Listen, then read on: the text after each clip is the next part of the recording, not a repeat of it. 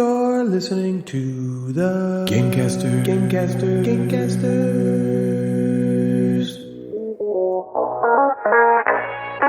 Natalie, Jeff, and Ryan are the Gamecasters, and they do a board game show, inboxes, and nooks and games, and top 5 lists, and sometimes there's fart jokes. Well, hello there, gamers, and welcome to episode whatever number this episode is of the Gamecasters. If you're just joining us for the first time, the way I always recommend you listen to us is to stop listening after this diatribe, download all of our episodes, and listen to them as one 220-hour show. Take a road trip around the country in a circular fashion around the perimeter, and then start going in concentric circles so you eventually end up in the center of the country, and by the time you arrive, you should be finished. And then call that episode 1. And then do it all over again. Then wait for us to be like on episode 76 160 more times. and do it again and call that episode 2. It's the way I always tell people to listen. Yeah, makes sense. So welcome to hour 1 of episode 2, everybody. I like to think of us as an audio laxative. If you're backed up in the old humor department, you need something to finally move the bowels of your humor department, and you're tired of popping blood vessels in your face while bearing down with no results, then why not stick around for intestinally satisfying segments like the Board Game Beatdown, where Natalie reads all the lowest rated and usually ridiculous BGG comments to your favorite game, or prepare to loosen your laughter stool with a giant suppository of the game of the episode where Natalie can't tell the difference between me and her dogs, or where she calls every answer she didn't get right stupid, obvious, and easy. Oh, Jeff gets all the easy ones. Oh, code names. Is our comedy all thanks to Natalie? I think so. The farting She's is the glue. funny. She's the And glue. even that's related to Natalie. Yeah, she's the glue. Natalie's the Don't do key to the that. kingdom. Yeah. We picked a number and rolled it, and every number was the letter N. Yeah. For Natalie. Either way, you'll feel so vacated of laughter you'll have postpartum depression. You'll feel so much space left in your humor cavity you'll be able to smuggle your own Natalie, and we'll call it Natalie's Nook. And occasionally she'll pop out and tell you a joke. Hey, did you hear the one about the muffin tops? And you'll be like, oh my god, shut up, I'm in a meeting. And all your coworkers will be like, holy shit, Martin, did a fully grown adult woman just poke her head out of your body? And you'll be like, listen to the Gamecasters. Every other Sunday, wherever you listen to podcasts. Natalie will then excrete out of you like a newly born foal and then move on to the next host. And that's how we market the show. Eat it, VGG ads. Wow. We send our Natalie into the vacated humor cavities of our listeners. Gross. You think that's brilliant? Wait until you hear about our Human Centipede initiative. Ew. So what's up with you guys? So we always have to remember that this Ryan just goes. Yeah, we have no idea what He he's started gonna with, say. welcome to, we don't know what episode this is, and ended with the human centipede. Yeah. You know, it's really a journey. Can I tell you something funny? Okay. So Ryan has a podcast. Yeah, called the Gamecasters. At our work. Okay. You know, that's like only for the employees. Yeah. And his very first episode. So first of all, a lot of the executives, especially like the CEO of the company, was kind of like skeptical about doing a podcast. Well, 'cause they for know work. me. Yeah. So Ryan they recorded the first podcast. And they had to like send it to a bunch of executives to like listen to it to make sure they approved of it and blah, blah, blah.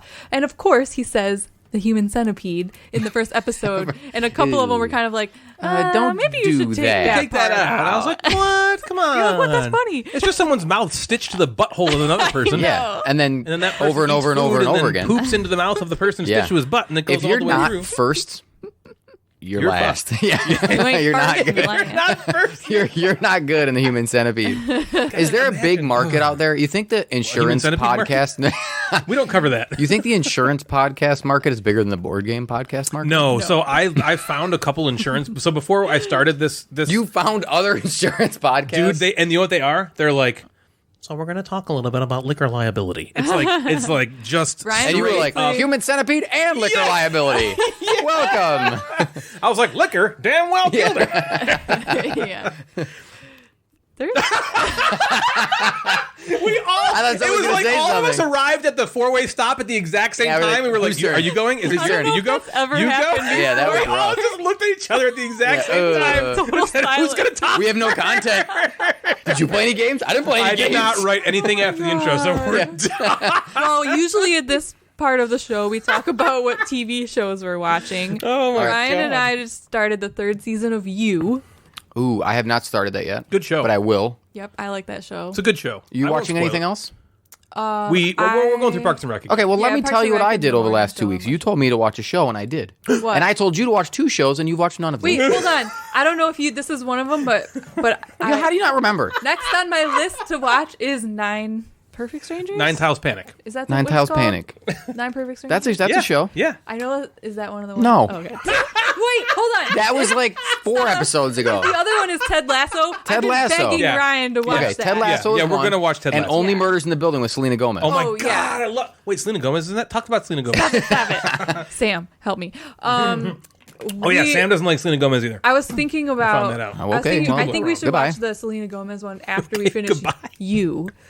Also, yeah, after the last podcast, I wish Sam I'll check messaged- back in Sam with messaged me and episode she's like, I 77. don't get Selena Gomez either. I'm like, You mean thank you. Get her. You don't have to get her. You just have to get her. Okay, well, so I finished Alice in Wow, we Borderlands. lost. So we watched Alice in Borderlands and finished it. Awesome. What'd you Oh, think? yeah, what'd you think? I liked it. So- I think I like, if I had to pick, I like Squid Game a little That's better. what I think, too. I think too, but they were both really good. Yeah, they're both good. I'm waiting, obviously, for season 2s of both of them. I think we're going to get season 2 of Alice in Borderland Yeah. first because it came out technically Yeah, I first. think Yeah. Squid Game might have boosted the Alice in Borderland. Totally. Yeah, Well, so there was a numbers. lot of people on the Twitterverse, Twitter sphere. that were saying, like, we're kind of mad that Squid Game's getting all this attention when Alice in Borderland was already doing this before. But then they were like, but also in another way, it's awesome because it's calling more attention to Alice in Borderland. Yeah, yeah, you I can't don't know. like. It's not yeah. quite. Maybe it's because we watched Squid Game first, but I almost felt like it wasn't as like shocking. Like, Yeah, it's more absurd. I It's more have- absurd. A laser Because- beam, going through your face, Yeah, is it's not as far-fetched. realistic. So you Well, don't yeah, and believe you it. also have like, this isn't spoilers, but like, where are these people? I know. Where's everyone? There's a lot more of like kind of obscurity in that sense of like Right. there are a lot of questions that Squid haven't Game been Reminds me of, answered. like, grounded like- in reality. Yeah, it reminds me of Leftovers, where you're just like, are we ever gonna get answers to this stuff? I Where hope Squid so. Games, I feel I feel like we will in Alice in Borderland. Squid I Game, think you feel gotta like do- You know you're going to, But I don't just want haven't 5 revealed it seasons yet. of either of those shows. I want 2, and I want them Yeah. explained, and then I want to move on with my life. I think I agree. So with give me that. a second season. Yeah, that because ends you know it. what it's like? It's like eating a bunch of candy. It's like so freaking good, but you can't just eat and candy. then you're all in the time. back of the human centipede, and you have to wait to get that candy. It's still good. I'd still do it. A lot of poop. Still do it. A lot of poop in that candy. I feel like if someone Disgusting. ate corn, it would make it all the way to the 4th person. Yeah, it would. You know? Is that corn? Did you eat corn? Actually, yeah. Yeah, I did. What else are we watching? We finished. So Only Murders in the Building with Selena Gomez and Steve Yeah. Martin and Martin Short is done. So you could just marathon that if you Okay, like. it's just because that came out weekly, the one- and now it's. Oh, is it just the first season? I think there's gonna be season 2. It got a whole bunch of buzz, so I think that they could come back. How do I with watch the again? season Hulu? 2. Hulu. Hello? And I think that was kind of all. We started the show called Midnight Mass. Like the show. Like the show. That sounds familiar. Midnight Mass is on Netflix. Midnight Mass. Right now, I don't love it. It's okay, So and nobody I watched might it, I guess. punt on it. I might bail on Oh. it. It's like 8 episodes, 9 episodes. They're all an hour, like Oh. a full hour. And it's just It's just a commitment much? right now, and I'm just not into it. Yeah. Something needs to like happen. Like, somebody needs to die. Yeah. Right? Like yeah. get me invested Yeah. in it. I've Someone gone lose a limb or 3 to something. 4 hours with like waiting Someone for something stitched big. their mouth to the buttocks yes. of the person in front of Your mouth better be on someone's ass immediately. in the my show. God. mouth is not stitched onto the buttocks of someone else. Is it even worth Is it? it even worth to watch it? I could get all of that entertainment in an hour and a half with Human Centipede. I would even take. What if they had? It's like the human moon landing. They stitch 2 Oh, butts butts together, together. and then the you eat poop at the just- same time. The poop just goes back. Well, if you're on South Park, if you eat in your butt, you poop out of your Yeah, mouth. There's also South Park did a human centipede episode. As well. Yeah, They did. There's a guy They've in the done front, and everything. he's like, oh, I got a what should I eat? There's a burrito or there's this. He's like, what do you want me to eat? He's like, the burrito just looks so good. I'm so sorry. Sorry. Yeah, you gotta be at the front. You're in control. Funny. Who does want to be in control? I mean, if you're in the front, what's really changed? Other than Except they people on your ass. kneecaps and you're walking. I got some My people ass on my gets eaten ass. all the time. Oh my god! What? Ew. Oh, and welcome back, Natalie, to the show.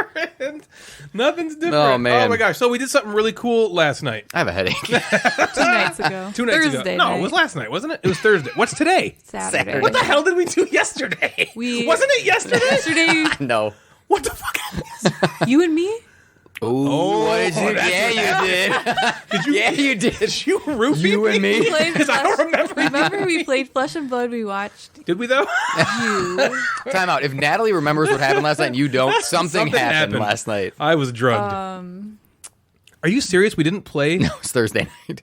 You don't stream on Fridays. Oh my god! What did we? No one knows what we actually did until we tell them. But. I know. We just like watched TV and stuff, and we played Flesh and Blood. And Did we though? And we played I went to Blood the and- store Oh, yeah, that's right. You made You made that chicken in the air fryer. This isn't an interrogation. Right. We just Air played it on frying Thursday. chicken. Okay, so Thursday night, which I sometimes- swear to God was yesterday. No, I get it. Sometimes you just blank on like an entire day, and you're like, "Oh my god, is something wrong with me?" Yeah, what the fuck happened? I It's like just when you're lose my memory? driving somewhere and all of a sudden you arrive and you're like, Oh, Yeah, that, it kinda sometimes that freaks freaks you me out. Like, out. did I run red lights? yeah, Did I hit did someone? I kill Did I- someone and not Wait, know? How did I get here? Yeah, exactly. How did I get Yeah. here? Oh god. Yeah. Like, oh no, this is probably not a safe thing. Yeah. Okay, so apparently 2 days ago, Yeah, Thursday on Twitch. the fabric of space time is messed up right Yeah. now because this was last night. You want to talk about it, Jeff? No, I do. Do you want to talk about? No, thanks. We had a game that I think like maybe surprised all of us. It was on my list at Gen Con as an anticipated game. Yeah. But I think it surprised us with how much we all kind of liked it. Yeah. We've talked about it now the last 3 yeah. episodes in a row. Yeah, So this that's how game is much we called like Land it. vs. Sea, and I've been seeing it everywhere on Instagram. Seeing it, I get it. It's very it's very photogenic, beautiful tiles. And I don't know. My main social media is on Instagram, and it's been everywhere there. So I'm not sure if it's getting like on BGG everywhere, if it's popping up reviews. You know what I mean? But anyway, Good Yeah. question. Land vs. Sea by Good Games Publishing. It came out at Gen Con, and when we talked about it, the one of the people that work at Good Games Publishing kind of reached out and said like, thanks for reviewing the game and talking about it and that kind of stuff. Very cool. And his name is Kim. He lives in Australia. And, Awesome dude. Yeah, and Yeah. Ryan will What a probably dude. insert an accent I right would now. love to insert into Kim from Oh my god. publishing So if he had me, and he would be like, "Oh, good day, No, now I don't want your to shrimps listen in to my this. barbie." Oh no, Kim. Well, it was Earmuffs. nice knowing you. Cover your ears in Yeah. this part. So Wait, Kim it's was not a shrimp. amazing, and Oh, he such a cool offered guy. he offered to teach us because we on the show mentioned that the 4-player does it. Maybe it's tacked on. It might just let's just play a 2-player kind Yeah, of thing. yeah. And he was like, "Listen, bitch, you're wrong. Yep. The 3 and 4-player is great, and I'll prove it to you. Let's play it on TTS." And we did. And on Thursday night, the 4 of us got to play a 2v2. Last night. It was last night. Yeah, we got to play a 2v2 game of Land vs. Sea on the Gamecasters Twitch account, Yep, which on goes live every Gamecasters. Tuesday, Thursday, and Sunday, 8:30. Boom. Semi-consistently. Mostly, Yeah. We're not on vacation. He goes live sometimes. yeah, whenever I feel like it. And it was Natalie and I versus Ryan, who's extremely good at this game, and a guy who helped develop it. So that seems like a fair fucking teaming. Yep. You ever ask me, Yeah. Ping. Natalie, who right when the game started said, "I've never won this game," and then I was like, "My computer's played it probably going to before." die."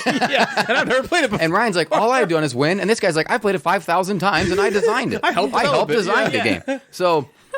We played it. He taught us a 2-player variant. It's not a variant. It's the 4-player game. Yeah. I don't even want to call it a variant because There's it's a a game. No, it was 4-player very, game. very fleshed out. Yeah. Yeah, My flesh was fleshed out out It in was so blood. fleshed Yeah. out. Yeah. Because we've only played it 2-player, and so playing it 4-player, we were worried that it was not, Like, oh, great, it was going right. to feel different, or if it just wasn't going to go smoothly. And we were wrong. It was awesome. It was so good. Yeah, and Natalie and I proceeded to get our ass handed to us Yep. by Well- Ryan and an What do Aussie. you mean? Well, you won by like 50 points. Yeah, Yeah, it was but a whooping. I don't even know if that's true. Because first of all, was probably like is 58. anything real anymore? Because we played this yesterday. For fuck's sake. You're But it saying was 2 days awesome. ago. It was so fun. If you're looking for this game to play really well at 2 and also really well at 4, and apparently Kim it's has amazing with promised 3. us Yeah, that we've 3 is heard also 3 is awesome, and I awesome. believe him. Yes. Yeah. I believe Kim. We want to try Heck that. yeah. Yeah. So You that was believe the that. man Yeah. whose name is Kim from Sydney. You believe this guy. You have to believe this And- man.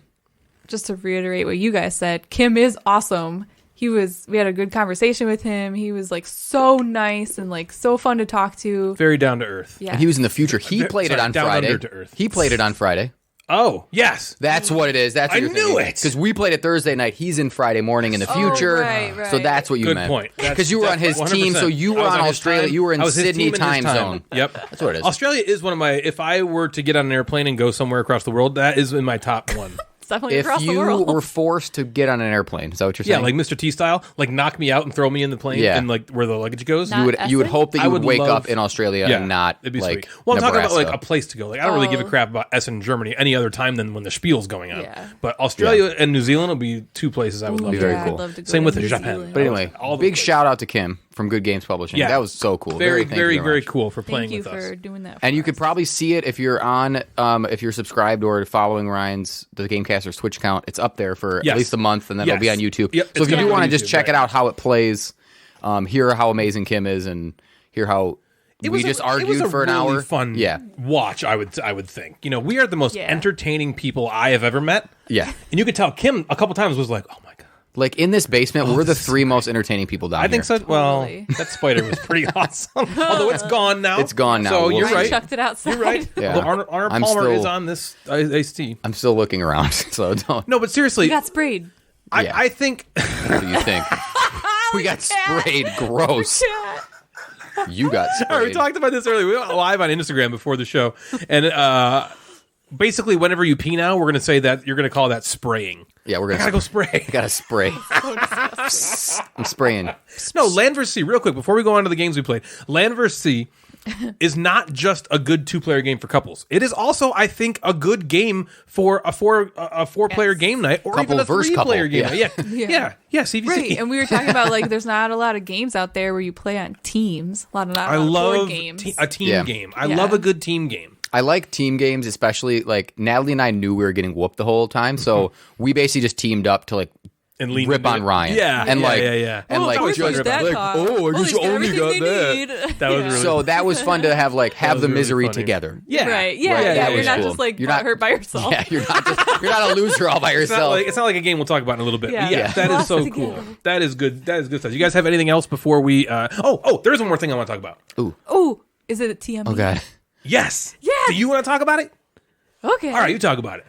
Well, so we found out, or maybe you already knew this, but there's like this thing on Too Many Bones where it's kind of like this little puzzle, this like sneaky, like a riddle game. It's like a little sneaky riddle game. riddle puzzle game. I'm good And at if you- riddles. and you use like the game Ding. components to figure out these riddles, and if you get through all the riddles, you get like some free stuff. You get free Where stuff. where are they these mail to riddles? you. Are Okay, they so in the... we're not. I don't wanna think. spoil I don't it. think we're All supposed to say. But there, if you own the game Too Many Bones, I would encourage you to take a very good look at the end of the rule book. That's all I'm going to say. And this something should give you some clue to lead you to some place that will take you through a series of That's neat. challenges. And if you complete this, you get And there's stuff. There's two of them. It's Are you so getting- cool. have you finished? We finished. We finished the base one. game. So we are getting. I'm not going to say what the prizes are. We're getting some pretty sweet stuff. And so now we have. There's. So you kind of like Undertow. submit it to Chip Theory, and then they're like, "Cool," and then they send you Like, something. once we Basically, get what through happens? it- All I'll say is Yeah. the Okay. whole thing's online. I'll ask off air. The whole thing's online. Okay, That's all I'll say. But the whole thing's online.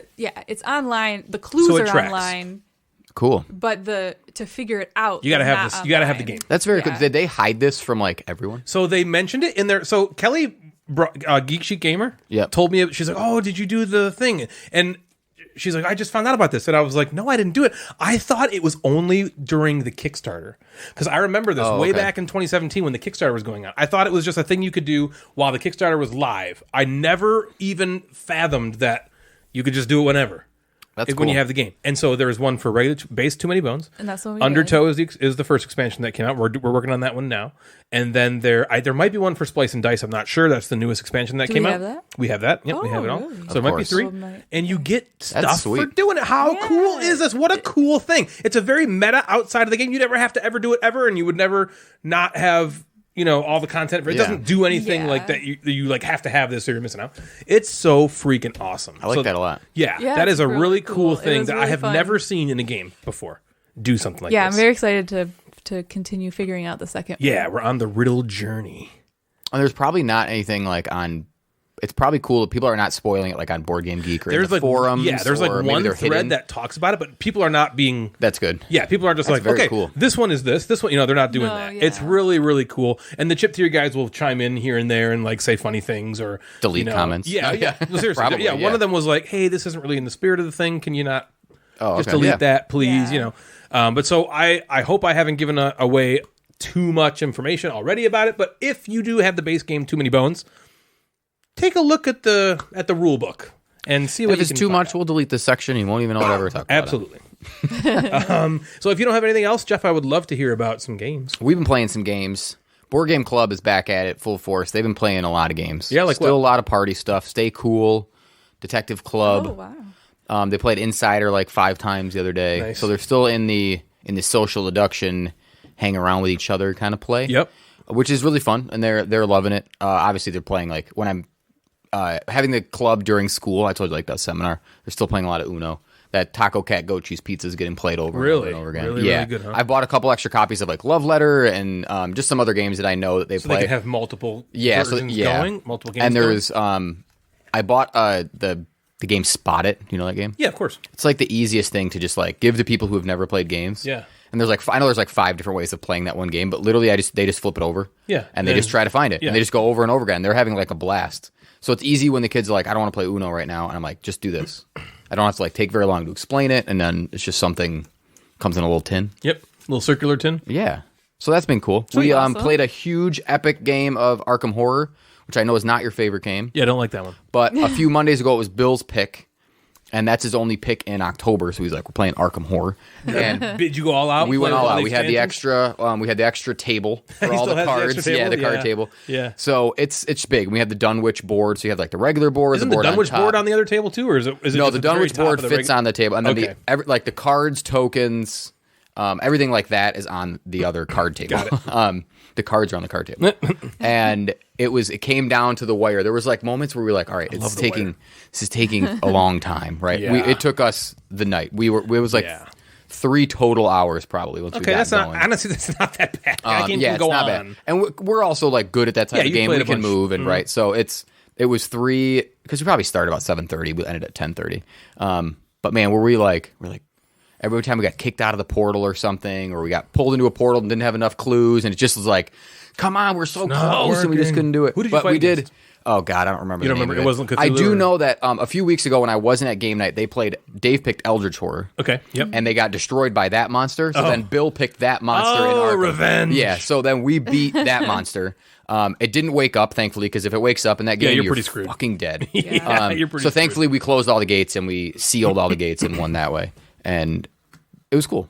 So then the week after, it was Dave's pick. Nice. Dave hosted game night Awesome. the first time that I was there. He's hosted a couple times before, but he's getting into the hosting mix. Yeah. Nice. Very cool. So got a good when you host, you get to does. pick, and Dave picked this brand new game called Khora. Khora the Explorer. Khora the Explorer. Yep. Khora. Khora. Rise of an Empire is there. It's Khora : Rise of an Empire. Khora's colon. Obviously, Khora's this is a colon. game he Khora's owned. Explorer. owned it. Khora's colon. Yeah, Dora the Khora Explorer : Colonoscopy. Yeah, edition. Dave bought it at Gen Con, and I think I was pumped because it was on like my list, and Dave was like, "This looks really cool." I'm like, "Yeah, you should get it."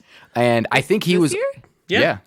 I do not remember that. Yeah, it was one of the games. Do you remember what you did yesterday, last night? I did. Ryan? She did drugged it. me. Yeah, I don't know. Yeah. I don't know what happened. We went to Australia. Hole in my arm. He went to Australia. It was great. Hung out with Kim, then we In came a back here. drug-addled stupor, apparently. Yeah. So he bought it. I was excited to play it, and I think he was also shocked that he like bought it. It wasn't on his list, and he kind of saw it. It was getting played at a table. He was like, "This looks really cool," and I'm like, "I think it's really cool Get it, too." man. Yeah. And it's published by Yellow Games. Okay. The wonderful IELLO. And I look at the designer. When you look at the designer of this game, it's like a team. They're called like the Headmaster Simulation Quarter something What? game team. Yeah, Like look it up. Akitoka?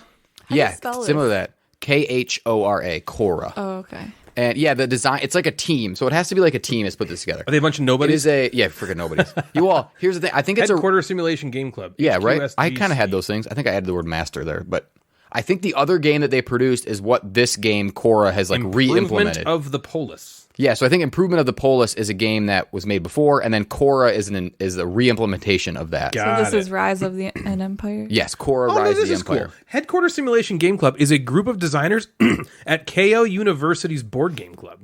Oh, That's cool. What is KO So I wonder- University? Let's go to them. Well, when did that other game come out? Improvements of Polis. Let me check. Improvement of the Polis was a game that my internet loads 2017. So I wonder if this is like a new group of like students, a new group of people who are like, let's improve this game. Okay, so KO University, abbreviated as interesting. KO or Keidai, is a private research university located in Minato, Tokyo, Japan. Oh, That's it's in awesome. Japan. That's The cool. oldest institute of Western higher education in Japan. So they have a club that they apparently work have together a to board game design. club. This They is design very it. cool. That's very cool. That's awesome. Man, all these things we learned. I said it was cool first. Let's just. Yeah, no, you Fine. were the first. That cool. is neat. That's Natalie was the first. Yeah, neat, you're the first neat. Ding. Awesome. Okay, continue. Okay, so in Khora, players are rulers of this like ancient Greek city, right? You attack. It's called Rise of an Empire, so there's obviously an empire theme to it. You're working to develop your city better and faster than your opponents, of course. And I don't really understand, like, if all of these cities are happening at the same time, or like these groups are functioning. I think maybe I'm thinking about it too long. But Maybe. anyway, you have a faction, or you have This is the one with all those tracks. a lot of tracks. Oh yeah, tracks on that was tracks on awesome. tracks. Tracks are- tracks on And, tracks. and your civilization sits on your own player board. So again, think of a Civ game sort of where you Yeah. have a different power that comes with that, right? So players have their own player board, which are all dual layered and awesome. And the Civ tile rotates out of the player board, so you can actually take it out of your player board, and it I know. So there's a bunch of them, which is very cool.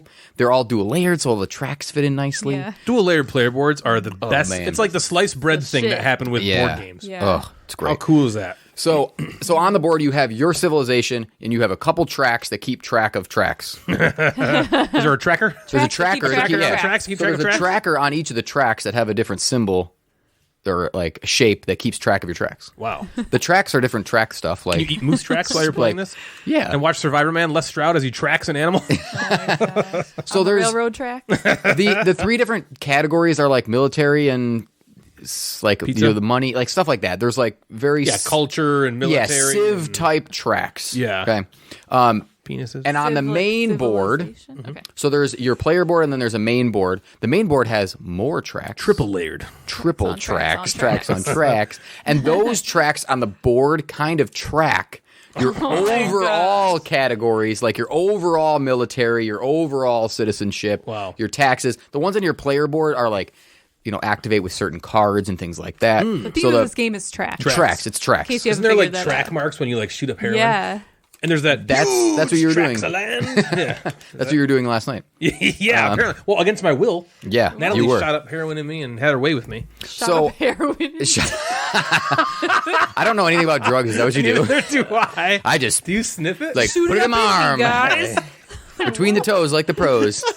That's steroids. That's a I think steroid that's also thing. heroin. I don't thought you know. put heroin in the toes. Right? Yeah, there's like veins in Between there. your Let us toes. know. If you know about drugs, email us at thegamecasterpodcast.com You know about drugs. at gmail Gamecaster dot gov podcast. dot Gamecasters. This is the website. The game not last. It's dot Ding. com. Oh boy. All right, tracks on tracks on tracks.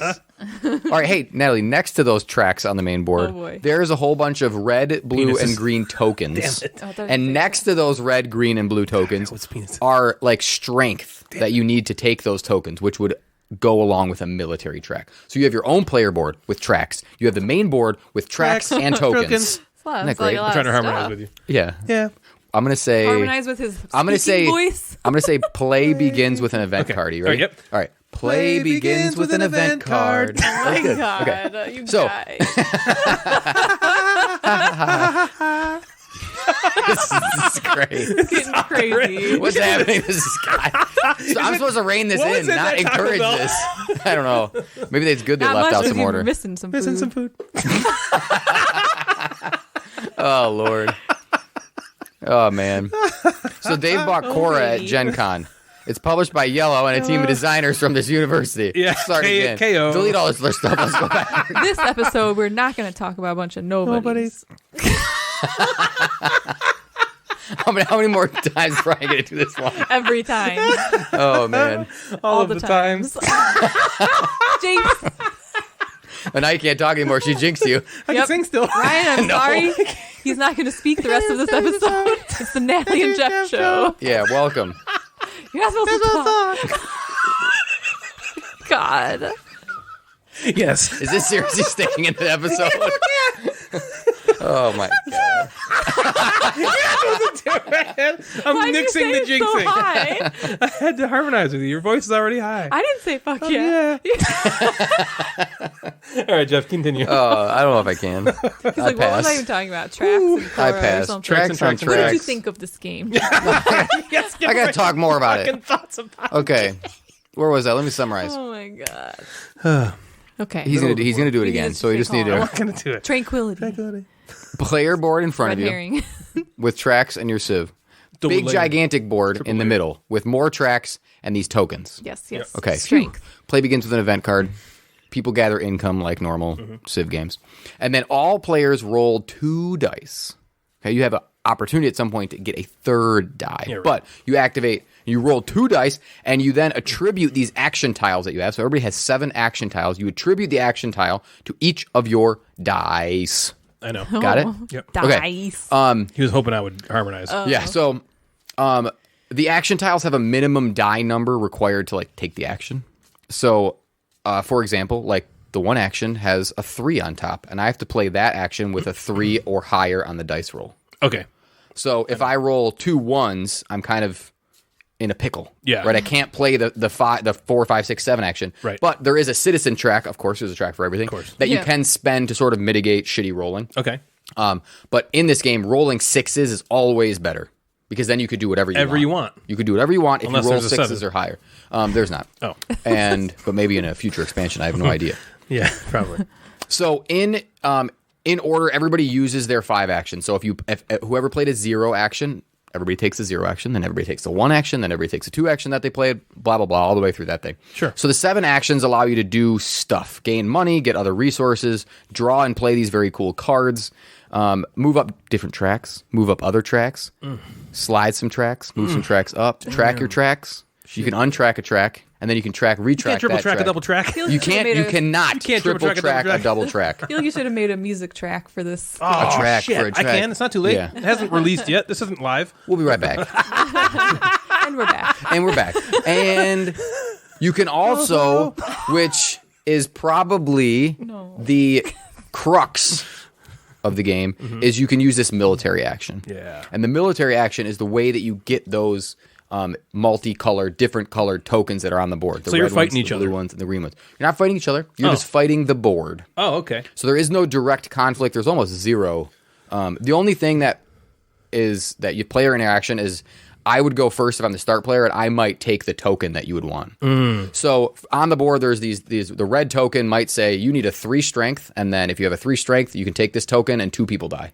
Or this one might be 10 strength, and if you have 10 strength, 6 people die. And you basically are moving the track around, right? So now I have 10, I move it down 6, I take the token, and that token is now mine. Okay. In 3 different colors. These tokens are. You need them to do a lot of stuff with the cards and with your civilization. So your civilization has another track of powers as you move up, but you need to have collected these tokens in order to move it up. Sure. For example, I know. my step from 0 to 1, I needed a red and a green token in order to even take the action to move up that track. Damn. Or I might need 3 blue tokens and 1 red token in order to play a card out in front of me. Because it says that there's a cost on the card. That make sense? No, but I'm sure it does. Yeah. Yeah. Yeah. So you're collecting the tokens. The tokens help you play cards, which then could get an engine going and have these cool powers on them. And players get points throughout the game, and you also get points for collecting those tokens. So you really need the tokens in order to do a whole lot. That will get your engine going. The cards are very cool. The cards say, when you take the number 2 action, you might get an extra something. It's got to be the number 2 action. It's got to be the 2. When That's pooping. Told the yeah, kids I when went you- number 3. Yeah, that's puking. That's vomiting. That's throwing up. It's like, oh, Natalie's going number 3. Every like, "You time the did?" kids ask me where Natalie is, because they ask me where Natalie is 1,000 times a day. Literally, every single time they ask me, I go, she's pooping. Every time. Where's Natalie? She's pooping. And they're then- like, okay. They're like, oh, okay, man. They have not I questioned just her leave the room like, for a second. They're like, "Where's Natalie?" Yeah, seriously. I'm like, pooping. "Oh, she's pooping. She's yeah, pooping. she got poop. Yeah, they used to be like, no, Dada. No, she's not. Now they're like, man, now I they've guess just she- accepted her I bowel. guess she has IBS. No, I think they just BMs. accepted that you're not going to give them a straight answer. Yeah, I don't think they poopy actually answer. Dead as a believe liar. They're going to poopy answer. Yeah. So yeah, these cards are very cool. They basically can give you something immediately. They can give you some end game scoring, and they can also give you like an ongoing power through the game or an ongoing ability sort of thing. So you get points throughout the game. You get points at the end of the game for a bunch of different things, whether it's the cards that you have played throughout or the tokens that you collect. And then after 9 rounds, so each starting with an event card, most points wins, obviously. Of course. I like Okay. the sound of the tracks. There's a There's a lot of tracks on tracks on tracks. So you want to get the highest of the tracks. You want to collect all the sweet cards. You want to collect all the tokens. And you want to do that better than everybody else. Okay. Here's what I think. Overall, Oh, yeah. better than good, not great. Oh, I know. Better than good, not That's what I great. guess. So you hate it? I think another couple plays will determine both like the replayability and its potential of moving up into a great status. Really? Could be so great. I played the game very differently than Joe played the game, than Dave played the game. Dave had a tough time getting sort of an engine going. Okay.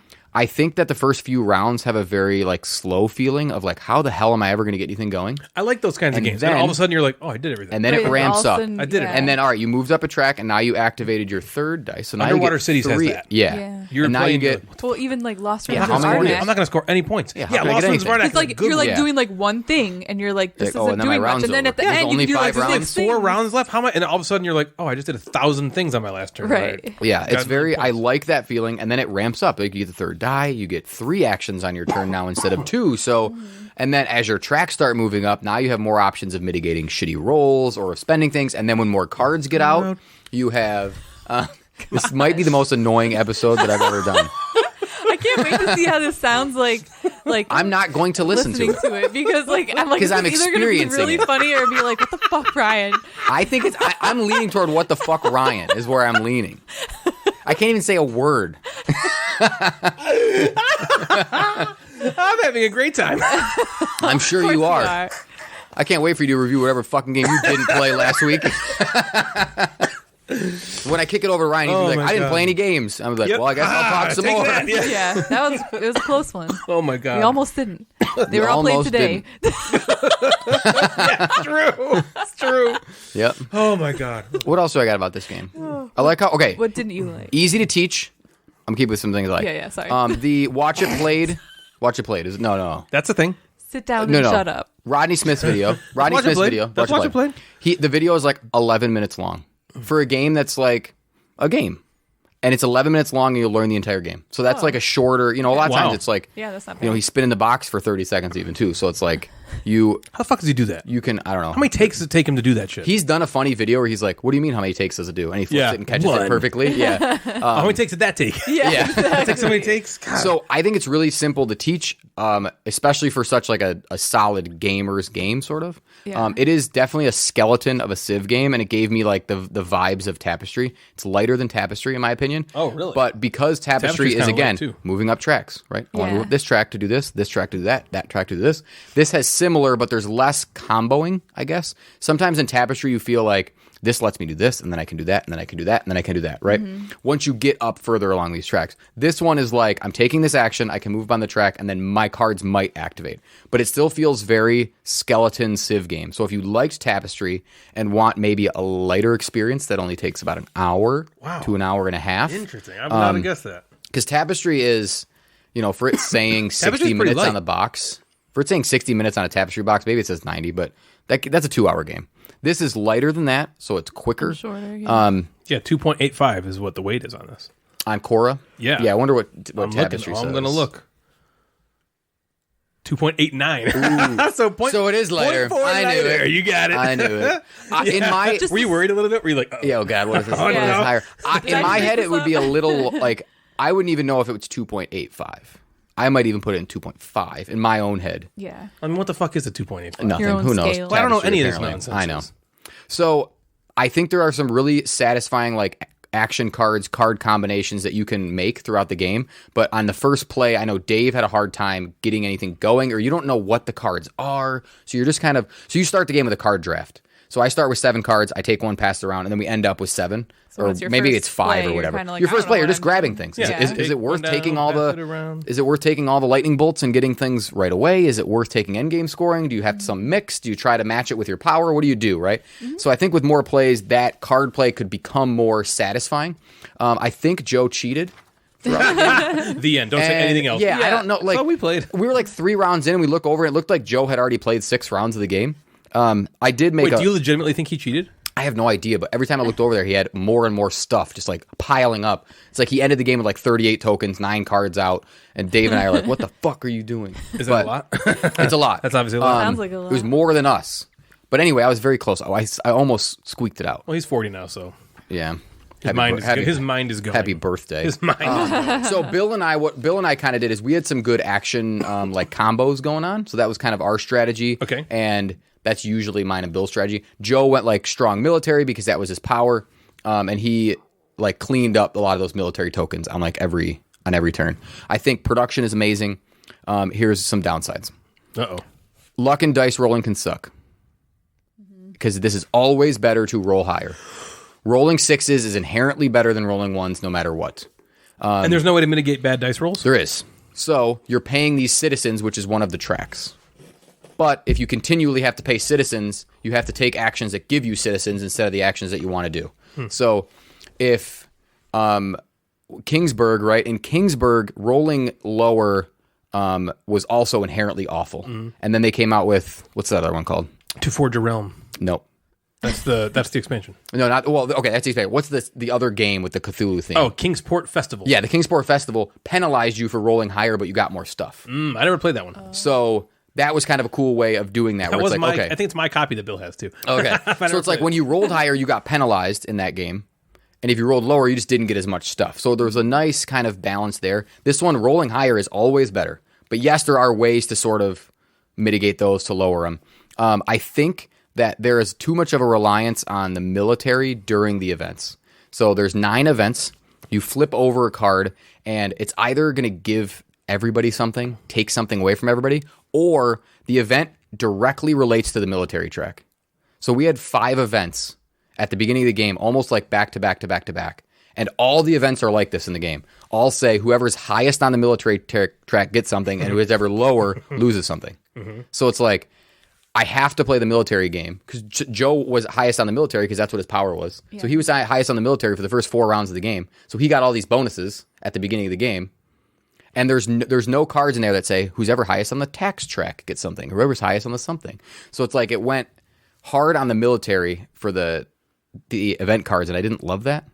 I feel like maybe why wouldn't you? If I'm playing a Civ game, it's not all just about military. Yeah, right. It's about other things. So like if I'm highest on the culture track, why didn't I get something? There are some games that are Civ games where if you don't go military, if you you're don't screwed. fight, yeah. And that's where this is like that. I didn't do that. I still came close to winning because I tried my, I feel like I used some of my powers probably efficiently, but I still lost. But I would like to maybe see a card or two in there that's like something not related. So Joe the to, Cheater one? Yeah, Joe the Cheater one. But overall, I enjoyed my first play. I expected to hit the table again soon. I know Dave was like, I need to have another play to solidify like a it. game for him, kind of thing. Yeah, because he's someone I think he needs to take it in first, and then he wants to play again. Yeah. Because a lot of the cards, like I was playing cards, and he was like, "Damn, I never saw like he didn't work his combos." I think that helps in this game where you're playing cards. Yeah, the combos. Nellie's favorite. I remember that. I do. No, I don't remember. No, he just made a comment about it. I don't know. Nope. Listeners, do you remember? Were you in the back seat of Dave's car during this moment as well? I don't think we Did we ever talk about that? No, I have a list of Natalie stories from Gen Con that I'm waiting to bring up. You want to? Is that one of them? Yeah. That's so Tell it, Jeff. funny. I have so many. Tell it. No, this one's about you, I think. Yeah, it is about. It is Oh, about me. well, let me tell No, it. it is about me. You tell it though. All right. It's funny. So we made a stop before going to an escape room at Gen Con. Well, hold on. Let me go back. This game was called Khora, Rise of an Empire. By Yellow. Good game. I'll update you when I play it again. If it moves from good to a great category, I'll let you know. So we're at Gen Con. We are on our way to an escape room, and we stop at a speedway, and we're like, we need to get something to drink, and we need some snacks. Get some snacks. Because we Before were we go going there. to eat dinner till after the escape room. But Natalie couldn't get out of the car. Well, the for some truth reason, is, right? we ate before the escape room, and we were hungry. But There's a reason you didn't get out of the car. you just wanted to sit there. I think Ridiculous. I just didn't want to get out. Anyway, so we go in, we get like, pop or something and some snacks, and Ryan buys combos. Yeah. The combos are like either it's like a breaded thing or a pretzel thing This surrounded was with cheddar cheese cheese or something. cracker. Cheddar cheese cracker combos, and comes back to the car fucking pumped. like he just like got an award. He was so excited. Walked up to the car Not for and me. said, Natalie and Ryan call each other babe, if you haven't noticed. Jeff's been rolling his eyes at everything happening tonight. I think. Now, Remember when we said last episode, the guy that goes in his car on the way home and he sticks his head out the window and screams This is 30 minutes on his way happening. home? That's what's happening tonight. Poor so, and the reason I roll my eyes is like Devin and I call her Devin and she calls me Jeff. There's no we don't have That like is not even romantic. yeah, it's not. Oh, when I call Ryan, he's like, ew, you just call me Ryan. That's weird. And I'm like, no, it's not. It's your That's your government name. Now, You don't call him my government name. Yes, so I do. Ryan opens the door That was a command. and says, "Hey, babe, check this out. I got you your favorite snack," and hands Natalie a bag of combos. I was so excited. And Natalie pauses, looks at him, and says, "I've never had a fucking combo in my life." She didn't say fucking, but she might as have. well. I've never had a combo in my life. And then we all just like lost it. He Because Ryan literally in thought his it was head. my Well, favorite Jeff was, snack like, in the front ever, seat. and I have And never when she even says eaten that, he like whips his head around. He's like, "What?" I've never had a combo my entire life, Ryan. I could have Idiot. sworn it's her face. You It big was her stupid idiot. favorite You don't even know my Like, favorite I swear snack. you've told me that before. I'm Nope. like, I've literally never I was like, I eaten feel like this we just food. talked about it like last week where you were like, God, I God, I love a love good combo. combos. And Ryan was like in Speedway, like, yes, I'm going to get some in the Airbnb. Yep. Here, Like, babe. I know her so well. It's She's gonna be like- so happy. It's Like, oh, you when, know like, me. You know, like a husband gets his wife a present for like their anniversary or their birthday, and she's like, "Oh, you remembered." That's what I thought was happening with the combos. Yeah. like you're gonna be like, Oh, I just mentioned that in a brief conversation and you remembered. and you. Never had a combo in my entire life, Ryan. I don't even want to open these. It was great. I remember you like brought it in, and I was looking at it, and I was like, "That's weird. He got himself combos." And I was like, "What did he get me?" And you're like, "I got this for you." And I was like, I think it is. I think you're messing with me. "No, I." So that's seriously one have Natalie's never- story. I'll cross So it off my list. I ate combos for the first time at Gen Con. You liked them, I thought. Yeah, they were pretty good. Now it's your favorite snack. I mean, That was so we funny. definitely played Land vs. Sea yesterday, and combos are your favorite snack. There's a third thing I'm going to be completely wrong about. Maybe it's my feelings on the next game we play. Okay, let's hear about them. So there's a game called Stikiteriaki, and it's a game designed by Kuta Yamada. Now, you might know what else Kuta Yamada has designed. Nothing much. He's a nobody. This game's actually What a called. nobody! Oh, what a nobody. It's actually called Iki. No, he did design Iki, a game that was on Kickstarter back in 2015. Did you hear about this game? No, back not then? at all. I did not either. It promptly went out of print, never to be seen again, and then it came back. I-K-I. Yeah. It's the spelling. Yeah, Iki. It's not like Sticky Iki Teriyaki. I call it Iki. I picked it up Iki. at Gen It's Con. a city, right? It's a city. No, I'll tell you what. It's like a state of mind. I picked this up at Gen Con. Yeah, and Natalie and I sat down to give it a go. But okay, this is a first impressions look, more so than a review because we Yeah. played it once, And you'll. and I hated this fucking thing. So no. We played it geez, once, blew and it. there were some things we Did didn't. incorrectly. We messed up bad. Yeah. We had bad. Anyway, okay. So take that with a grain of salt, okay? We played it and just wanted to kind of talk about it. We're not telling you if you should go or get it or not based on our extensive knowledge or anything. No. Okay, so in Icky, players are playing to be the most icky, bathing in mud puddles, not showering for months, and sometimes taking the rolling in feces of an action space. Icky is actually I-K-I, like Natalie said. Icky. I think it's pronounced Icky, Iki. but I don't know. I really don't know that. So I could be offending someone saying it either way. You know what I mean? But I think it's Yeah. Icky. Way to go. It's really like the way to live your best life. That's actually what it like. It's like is in the Edo period of Japan. Basically, the game takes place on a rondel, which is cool. We like rondel games. Yes. Can you think of another rondel game you've played, Natalie? Trajan. Okay, yeah, like a roncalla kind of thing. Oh, What that's about- Mancala. no, No, but that no, counts- you're right. It is still a rondel because Because you are still. It's a. It's like a fusion. Mancala. It's called a roncalla. It's a roncalla. Oh, It's a Roncalla. fusion both. of it's like a roncalla burgundy or So- a roncalla swanson. Rondell's just like going around. Yep. Teotihuacan. That is the most exciting way to Yeah, describe just so going around. rondel. It's Is just like- like going around, Going around. Just going Round around. and round. Teotihuacan. Teotihuacan was the example that I thought you were going to. Jeff, you going. played some rondel games. Yeah, round around. What did you say? Rongle Bringer. Just games that go round and round. So rondels just like geeks go around. He's Rondell Burgundy. Rondel Swanson. Yeah, I've played some games like that. I'm not gonna tell you any. Figure it out yourself. Yeah, I can. Just played Navigator. I'm not assisting in your review of this game. Just played Navigator. That's a rondel Yeah. game. A Lincoln Navigator? Blackout Hong Kong. We played that, Natalie. That's a rondel game as well. Okay, so you get the idea. You just go around in a circle. It's exciting. On your turn, you're basically taking and deciding how many spaces in the rondel you're going around. So there's 4 spots on the top of the board, and they have a 1, 2, and a 3, and a 4. And you just basically pick, in turn order, when you're going to go. So let's say Natalie's first in turn order. She might put her meeple on the 3. And that just says she's going 3 spots around the rondel this turn. Why does she want to go those spots? Because each spot on the rondel has an action associated with it. And it might have a character card that you've put on the board previously next to that space. And so if you land on a space on the rondel that has a character card there, you can take both the action of the rondel and the action of the character card. If that character card is an opponent's character card, they get a benefit. If it's yours, you don't get the benefit. You just get whatever the action says.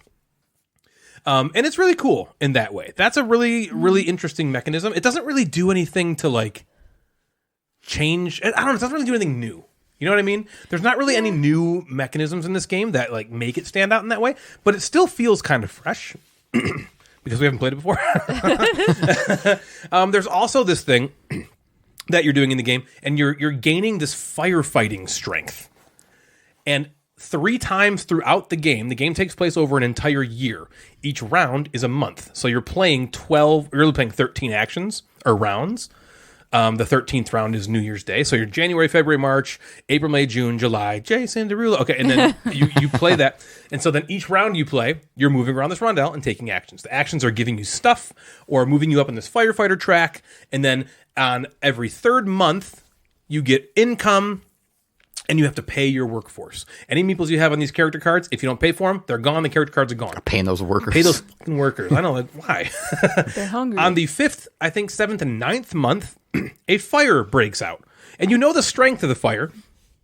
And so you can see early on the game, okay, in round 5, there's going to be a fire of strength 4 happening. So I need to get my fire marker moved up to 4, at least, to deal with the fire. That's how you fight the fire. What you don't know is where on the board this fire will break out. And that's random. And that can suck. If you do not have the fire You track don't always know where up fire is enough, going to happen. It's just like real life. It just happens. You just don't. If we knew, Fire we would get the fuck out of the way. Okay? We would There's know. a fire right there. Happens out of nowhere. If you knew, like, hey, there's going to be a fire over there tomorrow, don't go there. Don't go to that spot. But Why would you it go there? happens It just kinda randomly. happen wherever you just roll a die and there's You fire. just roll a die and then there's fire. Hey, we played Flashpoint. That's the way it goes. Yep. So things I like. The game is beautiful. I wrote gorgeous. I don't know why I just said beautiful. It's gorgeous. It sounded the more same natural. thing. Yeah, it was more natural. What'd you say? Same thing? They mean the same I feel thing. like gorgeous is like a higher rank, though. Yeah. Yeah. So is it It's beautiful gorgeous. or is it gorgeous? It's gorgeous. Okay. It's both, but it's gorgeous. The presentation of the game is beautiful. The components are amazing. The board is lush. The box is out of this world awesome. The gameplay is really like a Toyger, and there's a lot to think about. The weight of the game says 2.96 on Board Game Geek, which sounds middleweight, right? Yeah. It felt more middle heavy to me. Like a 2.98. More like it felt like a 3.1.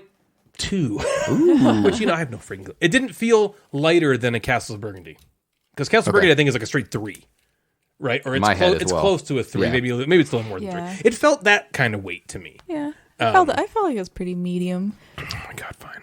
So it's about 2.96. That's exactly Well, what. It's supposed to 3.2 is still medium, so be. It in is. your face. It is. To me, it felt heavier than that. I really like rondel games typically, and this one was cool.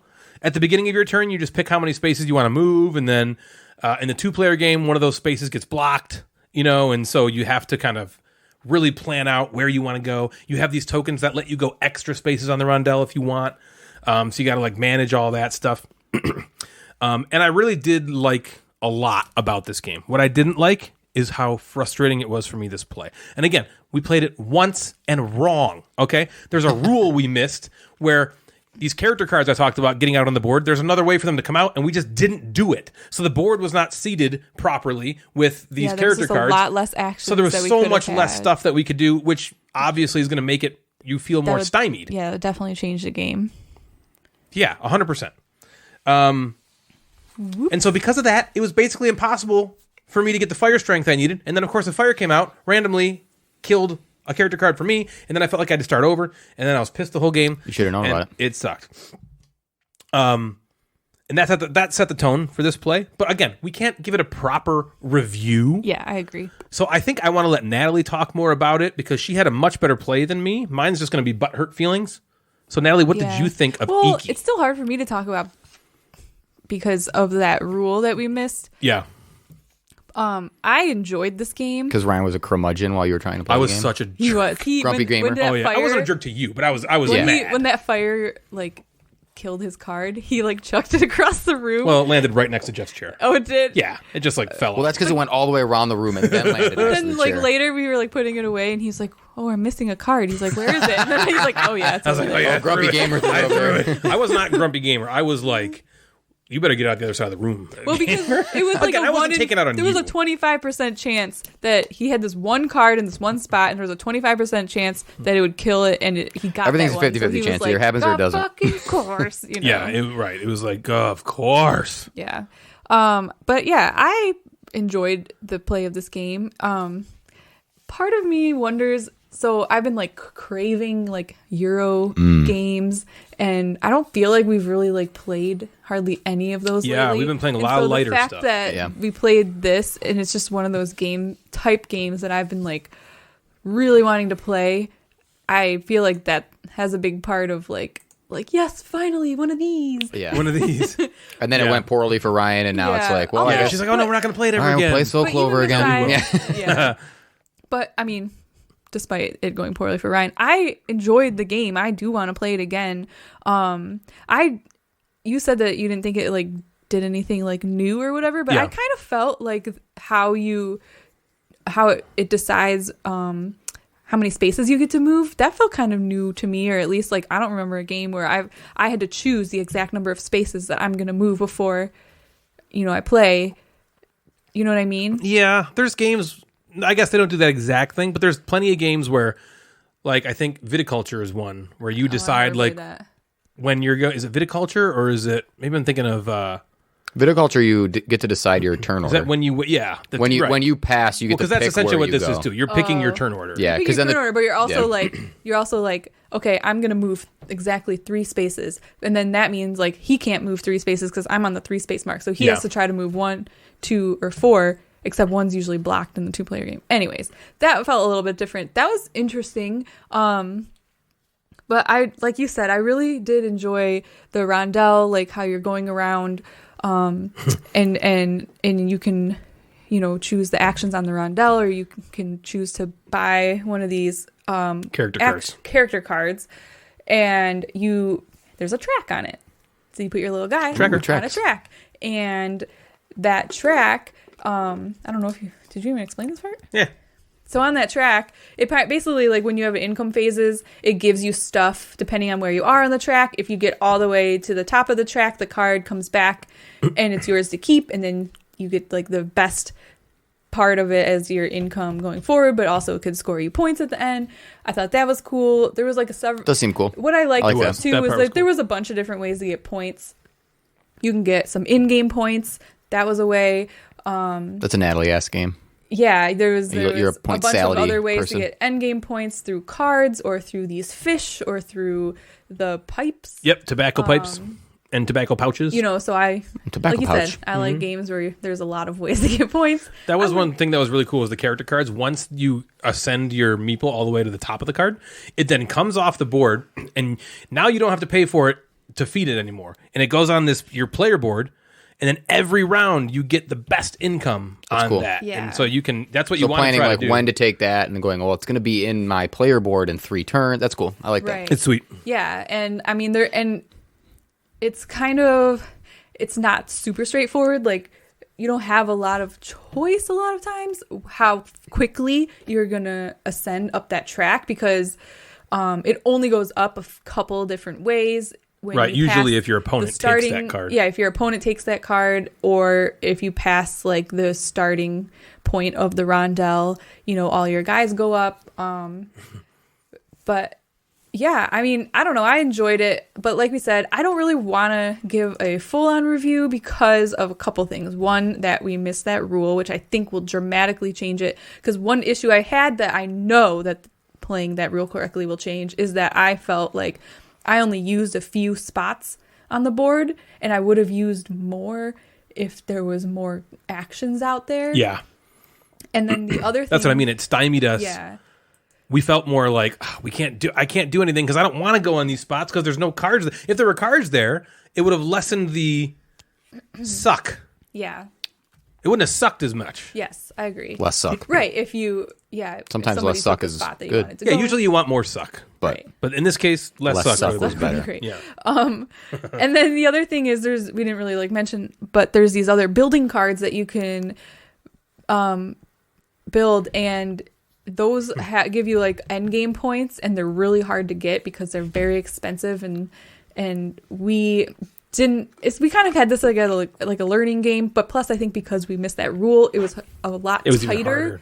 yeah, because you weren't getting stuff in for money 12 and in rounds, resources, right? and so Actions, we were whatever. like, how the hell are we supposed to get these buildings? Because they're so hard to get because they're Yep. expensive. So I think if we played it correctly, we would have gotten the building. So that's another thing that we kind of missed out on. There's the reason that why I didn't take some of the spaces was because those were to like help you get building stuff, and we didn't really like end up building any buildings. Right, we didn't get any. But my initial feeling about this was I had a good time playing it. I had fun. I was Me too. into it. I was into making the decisions and excited about it. And so in my opinion, I think the next time we play it, it'll just be better. But we'll let you know on that. I liked it too. I thought it was awesome. And when you get rid of it, I'll take it. I'm real excited about it. No, we're going to keep it forever. That was good. What else you got, Jeff? I got more games. I got a beautiful game called Flourish. Ooh. Doesn't it just sound pretty? It does. Yeah. It sounds like it might be by the Everdell guys. It's by the Everdell guys. Those are not Well, nobodies. it's by yeah, they're not nobodies. They're somebody's. So by the Everdell peeps, probably using Everdell money from a publisher called Starling, who makes Everdell. So they made a whole shitload of money on Everdell, and they were like, "Why not make another game?" Let's just They're do still another one. making okay? a shitload of Let's just money keep on going. Everdell. So this is made by James and Clarissa Wilson. I don't know their relationship. Maybe they're explains it all. married. Maybe Maybe they're they're brother and sister. I don't quite know. But both their middle initials are A. Okay. You're right. It is James A. Wilson, Clarissa A. Wilson. One is Anne and one is Alan. Maybe they took each other's middle name when they got married. Maybe they're the same. He's got dual personality. James and his wife live in There you Idaho, go. So where his they wife. have grown their worker population to 7 children. Whoa, do they pay their? They have to pay their workers? Although it does not say that. It doesn't. It still doesn't It say doesn't that they're say that that's they're true. married. That yeah, the two of but that's Clarissa. Co-designer with James A. Wilson of Flourish. This is the There you only go. thing she's on. So I'm going to guess They're probably that husband they're and wife. probably married. So James has a bunch of Everdell money as well, and this game is beautiful. It's not an Andrew Bosley artwork, but it's still, you would look at it and be like, Starling Games, I think they maybe are investing in Yeah, the hand in artwork this. in a lot of this, right? Like, if Starling Games is going to put their name on something, I think it's going to end up with beautiful artwork, right? They're Has also to. selling, I don't know, you guys probably saw this, maybe you bought one. Starling Games are selling puzzles, no? Yeah. Like with their amazing, beautiful We Everdell didn't art get and one, but Flourish Dave- art. I know Dave bought them all. I feel like Dave just kept going back, and he Yeah. like every time I looked at him, he had another puzzle. But yeah, I thought that was kind of cool and a way to use that. Don't worry, I'll pause now. I get half interrupted. Now Natalie's gonna eat a fucking taco. Do you want the taco? Yeah, do you want the taco? I want the Why don't we taco. figure out who wants the taco?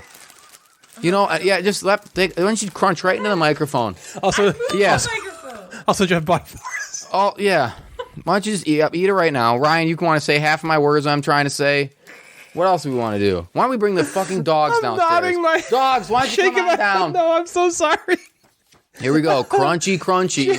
Flourish is a game. It's a lightweight card game, set collecting, where players building a beautiful garden. It's just a beautiful game. There's 6 cards in your hand. Who cares? Nobody cares.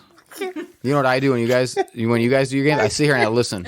You can I take interject notes. whatever you want to, and I I take will laugh notes. happily whatever you want to. Notes.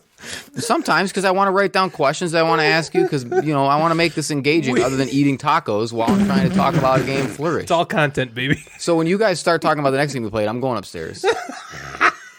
He's got to go spray. Yeah, I got to go spray somewhere.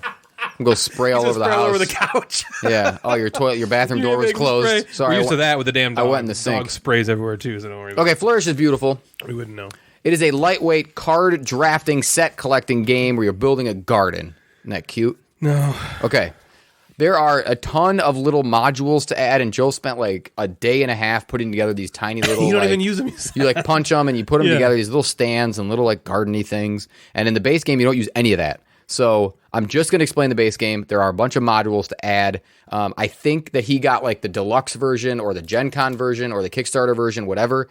I think they're bringing the price down because the game is so light to just like a base game where you don't get all of those extra little cardboard things. I think they might just be like a little token instead of a standee sort of thing. Just like, damn it, I spent all this time putting them together. Man, I think he put them all together. I don't even know if he's played with that module that adds those things in there. But anyway, you start with 6 cards in your hands. The cards are played with those yet. pretty beautiful things, right? Here's a garden, here's a wall, here's something. Again, because you're making a... Natalie's nodding as she eats Taco Bell. Like, oh, I'm listening. Yeah. Oh, meat, cheese, and tacos. I know you're doing very well. You're doing very well.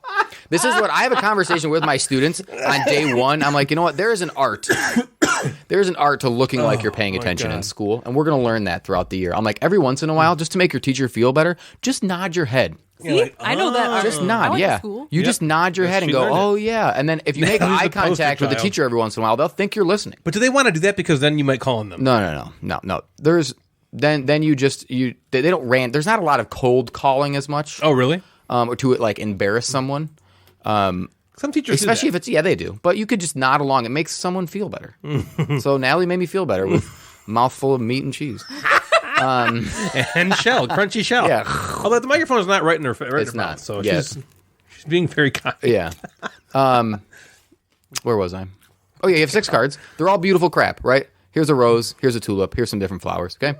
And then so everyone's playing at the same time. You take 1 card that you want to play in your garden. You pass 1 card to the neighbor on your left and 1 card to the neighbor on your right.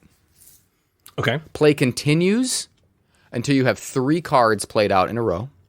And then... So it's kind of like 7 Wonders where you play a card and then flip it over, right? So whenever does that, and then you play a card, flip it over, play a card, flip it over, and then everyone has 3 cards in a row. You score those cards. So there's a variety of different ways to score. Some of the cards don't have like a method of scoring, and some of them do, but they score like the different flowers. So one card might say you get 1 point for every rose that you have in your garden.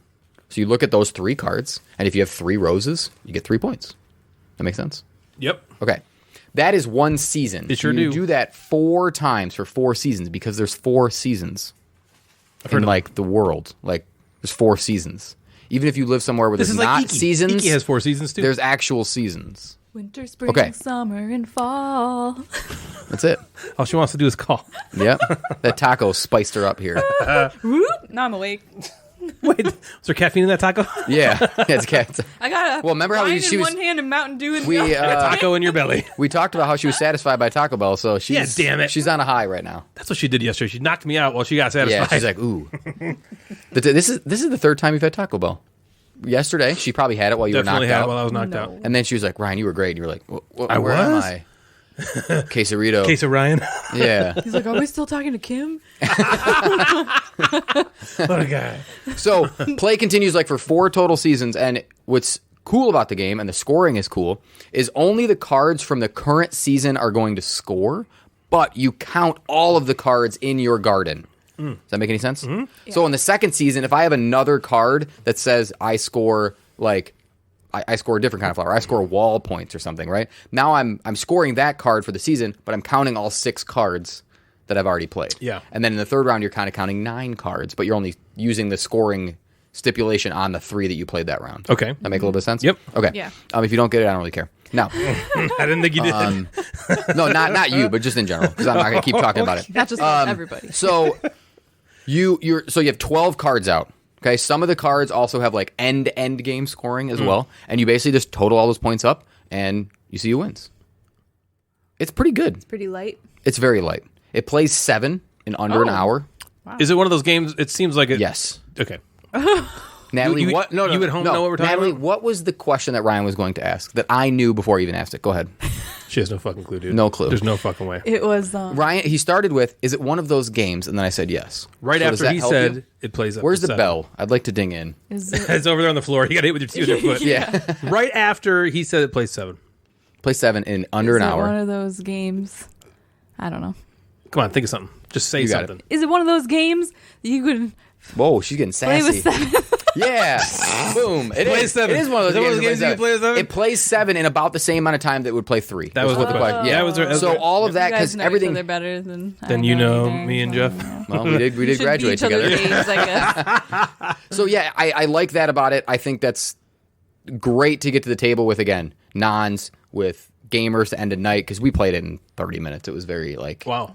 easy to get through, and that was even with like an explanation. I wonder what the modules would add to it. So I think the time-wise. modules like can change what the card is or how the cards score. So instead of that card being roses, maybe a card lets you change that this is now tulips or something. I'm making up shit, but there are definitely roses in there. paint them red. Yeah, I hope like that there's some tulips. of the cards also have some sort of interaction with your neighbors. So I would score 6 points if I have more somethings than Ryan or Natalie, right? Okay. Kind of like the military in Seven Wonders, how you a little bit have to play your neighbors. I think that passing of the cards to your neighbors creates some good decisions because, like, what do I want to keep? And it's like, oh, I can play a card now, but if I wait till next round, I'll get more points for it. Can I keep it in my hand that long? Ryan's is collecting a whole bunch of mushrooms. I don't want to pass him a mushroom. Ew. Let me pass it to Natalie instead. Let me, I like the decision of let me look at the other players' boards and well, I not don't try wanna- to just give them the game. Kind of like hate drafting. Yeah. It's like, hate passing. Because at some point you just Hate have passing. to give them something, right? I like that there's a bunch of different ways of scoring. I think we all really took a different path to scoring, and we were pretty close. Randomness is obviously, that's just an issue with card drafting games, right? You just might not get the cards that you want. I like there is a cooperative mode, which is kind of cool. Oh. So Interesting. that allows Did you you to play it? basically, we didn't. Okay. That allows you to look at everyone's board, and then you want to almost pass. So everybody then, you want to combine score like 200 points Okay, or so something, it's right? like a So it gives you certain like a score you level. It wanna says get. everyone wins if you get certain amount of points total. I like so it's the almost idea of like, that. now that I'm looking at Ryan, he has a bunch of roses. I'm going to keep passing him roses. What if you Right? can't- you probably so can't maybe, talk.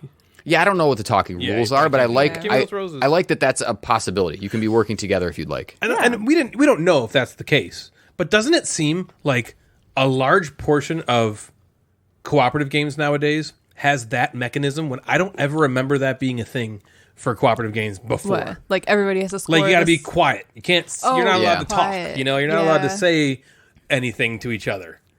I You know what wonder I if mean? I feel like that that's a big mechanism. is that like lately. the alpha gamer stopping? Yeah. Where you're just like, you can't be one person go, all right, you take this one, you take that one, you take this one, I'll take this What one, then is let's like an go. old Or is it like- cooperative game? Well, like Pandemic.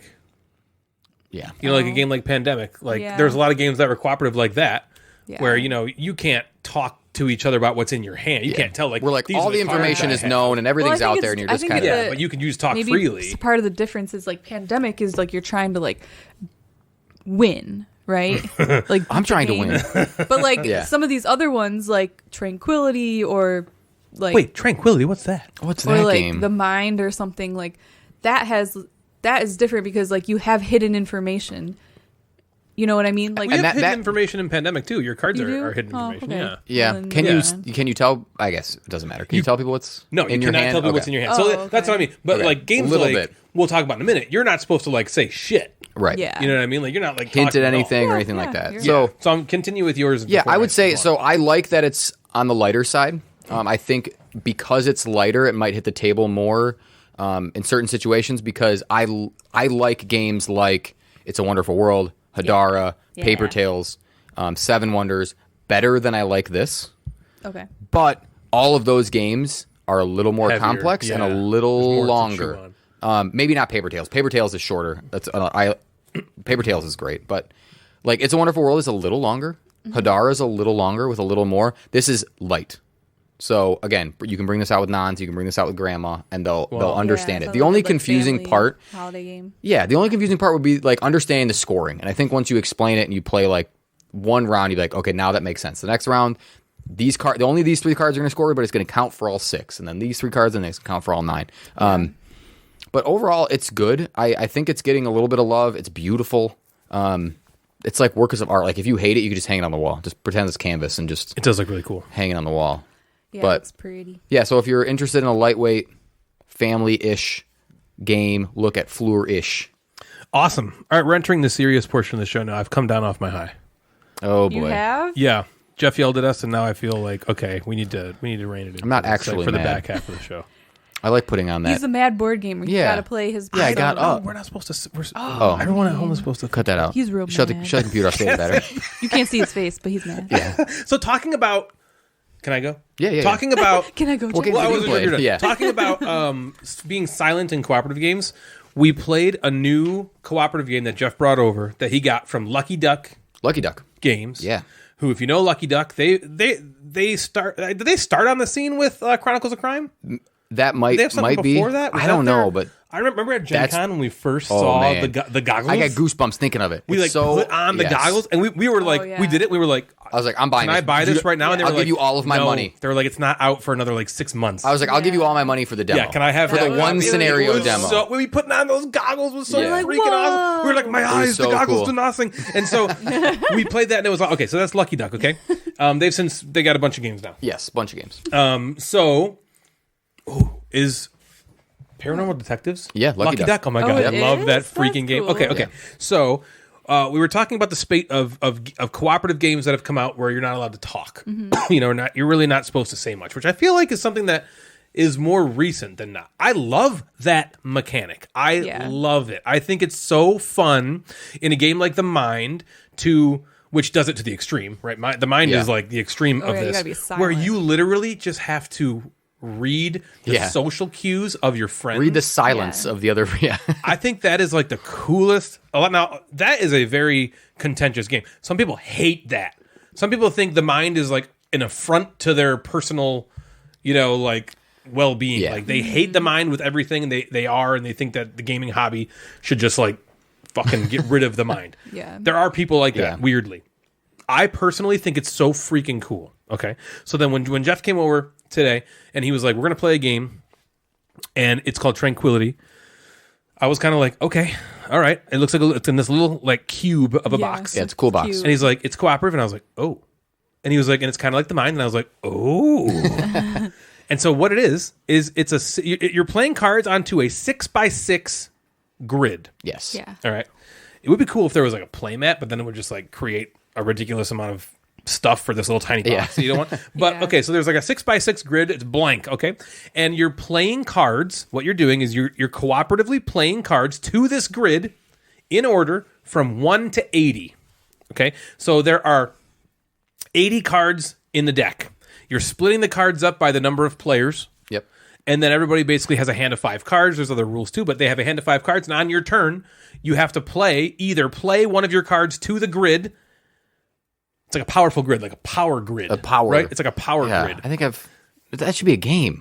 Why hasn't somebody done that Yeah. yet? Maybe even like another edition where they have cavemen called First Sparks. I like that game. Yeah, Man, I haven't let's played do that. it. Does he have that still? Yeah. I haven't played that in forever. It's That was awesome. a fun one. Okay. Yeah. So, Natalie doesn't know. I know. There's other people here, you know. Go ahead, Jeff. Go ahead. Okay. Here we go, Natalie. We shouldn't have said that. Why don't you have another taco, Natalie, while we're having a conversation? There's other people here. I We pushed know from the mic chomping. away. You We even know said that I there was was other being people here. polite about it. I even nodded. even nodded and pushed the along. mic away. You even nodded along. Unlike to us. Ryan, who Thank would you. bite it right in the mic. Bite it in the mic. It's all for content. Bite me in the It's all for the ASMR crowd. Okay, so you got 5 cards, and they're going to be numbered anywhere from 1 to 80. Okay, and each player has like their own personal deck of cards because you split this deck of 1 to 80 between all the players. Everyone draws cards, and you're playing cards to the board. Either playing a card to the board anywhere on this board in this grid, 6x6 grid. So there's 36 spots, which you might be like 36 spots, but you have to go 1 to 80. That doesn't make any sense. It will in a minute, baby birds. I'll Yeah. feed Oh you. my god. So you're either playing a card from your hand to the grid anywhere you want to on this grid, or you're discarding 2 cards and then drawing back up to 5. Either way, you're drawing back up to 5. When you play a card to the grid, the bottom left-hand corner is where you start. Okay, that's like the 1 card would go there. The top right-hand corner is where the 80 card might go, or the highest card, right? Because you don't have to play the 80. You're basically just putting cards in order, in rows from left to right. So you play 6 cards on the very bottom. Bottom left are the low cards to the bottom right. And then you go onto the next row that's right above it. And you're playing, you're continuing to play cards all the way up until the top row, which are the highest cards. Now, you're playing cards 1 to 80, but it doesn't matter if it's 1 to 80. All that matters is you fill up that 6x6 grid with cards in order from low to high. So you don't have, the 1 card might not even ever play. Same with the 80. They might not even ever be out, okay? You just have to make sure you can legally, as a group, play cards from low to high, filling up the entire thing. Now, the rule about playing cards is, like I said, you have to go in order. So you can't put the number 5 card before the number 3 card, right? That's illegal. And when you play a card, if that card is adjacent to the left or the right, of directly adjacent to another card to the left or right, you have to discard the difference between those two cards. Now, you only have 5 cards in your hand. So if I play the 4 card next to the 6 card, I have to discard 2 cards. So I could never play, for instance, the 4 card next to the 10 card. Too many. Because that's too many. It's too many. Right? 10 minus 4. We all many. know. It's too many. 17. It's too many. 16. 6. It's more than 4. And since you only have 5 cards in your hand, you can't discard 6 cards. So that's illegal. Okay? So you're playing cards like this. You're not allowed to talk to each other. So we just kind of have to read the room. So Jeff plays, let's say, the number 20 card in the second row on a certain spot, and 3 cards to the left of that is the number 12 card. So now, okay, we have to play cards between 12 and 20 in those 3 spots. And hope you didn't discard and it. hope they're not discarded. Maybe they're there. Because they could just be gone. And then you don't know that until you're getting, we've played a few times and we lost every time. Yeah. But gotten better each play. And let me tell you, this is the way we played it, which I just explained to you, is the base version of how to play. There are other ways to play this in the game. Think something like Jeff mentioned, Forbidden Island, where you have like different map layouts. Yes. There are different ways you can kind of build this map here. Yeah, there's like blocker cards. There's different like play again cards. There's a lot of modules that you can add in once you feel like you're like good. You've mastered that. Yeah, or you just want a new challenge, right? Absolutely. I mean, I really liked this game. I knew I was going to. The second he said cooperative, the mind, I was like, this is going to be a game I enjoy. Yeah. We played this before we recorded. A lot of times, Jeff will bring over a little game before we record, and we play it a few times, and then we get to talk about it, which I love, because you know what that does? Without you even knowing this, this is what the Gamecasters originally used to do. Yeah. The first 10 episodes when me and Jeremy were on, our entire shtick was we just had game night, and now we're going to talk about the game night we had. And that was our first 10 episodes. We just played Hansa Teutonica. What did you think about it? You just played it. And I loved that format. It was hard to sustain that. But I don't think you realize when you do that, it always reminds me of that. That's cool. I always think back to like, this is kind of the roots of the show. And I love that. So we kind of play a little game, and then we get to talk about it on the show. We just played it. Right. Not only did we Fresh play in it, our mind, we we all played it broadcasted it together. on Instagram Live. Yeah. You can go to the Mad Board Gamers Instagram page, which again services the podcast, and he just posted I think so. the live recording. It's we not don't a know. story? It's I think so it's when you go to like my profile page, there's like the posts, there's the lives, and then the things you're tagged in or real. There's like you can just click on the middle one. It cool. says like all the live videos. So you can find it there. It's like we were on for about a half hour. Yeah. And we just played the game and talked to all you guys. And it was a That blast. was fun. And the game was a blast. I really, really enjoyed it. Things I liked about it were the way you're playing cards, I thought was really, it felt fresh. This way that you like, okay, I want to put this card here, but if I do, I have to discard cards from my hand that are the difference. And so it puts this constraint on the game. You can't just play whatever the fuck. In a game like the game, you can go up as many cards as you want to in one of those decks. In this game, you can't do that because you could completely screw over your Team. Thank you, teammates. All that was in my brain was competitors. I'm like, competitor. No. Is it competitors? I think it's competitors. There's something going on in your brain. No. Nothing.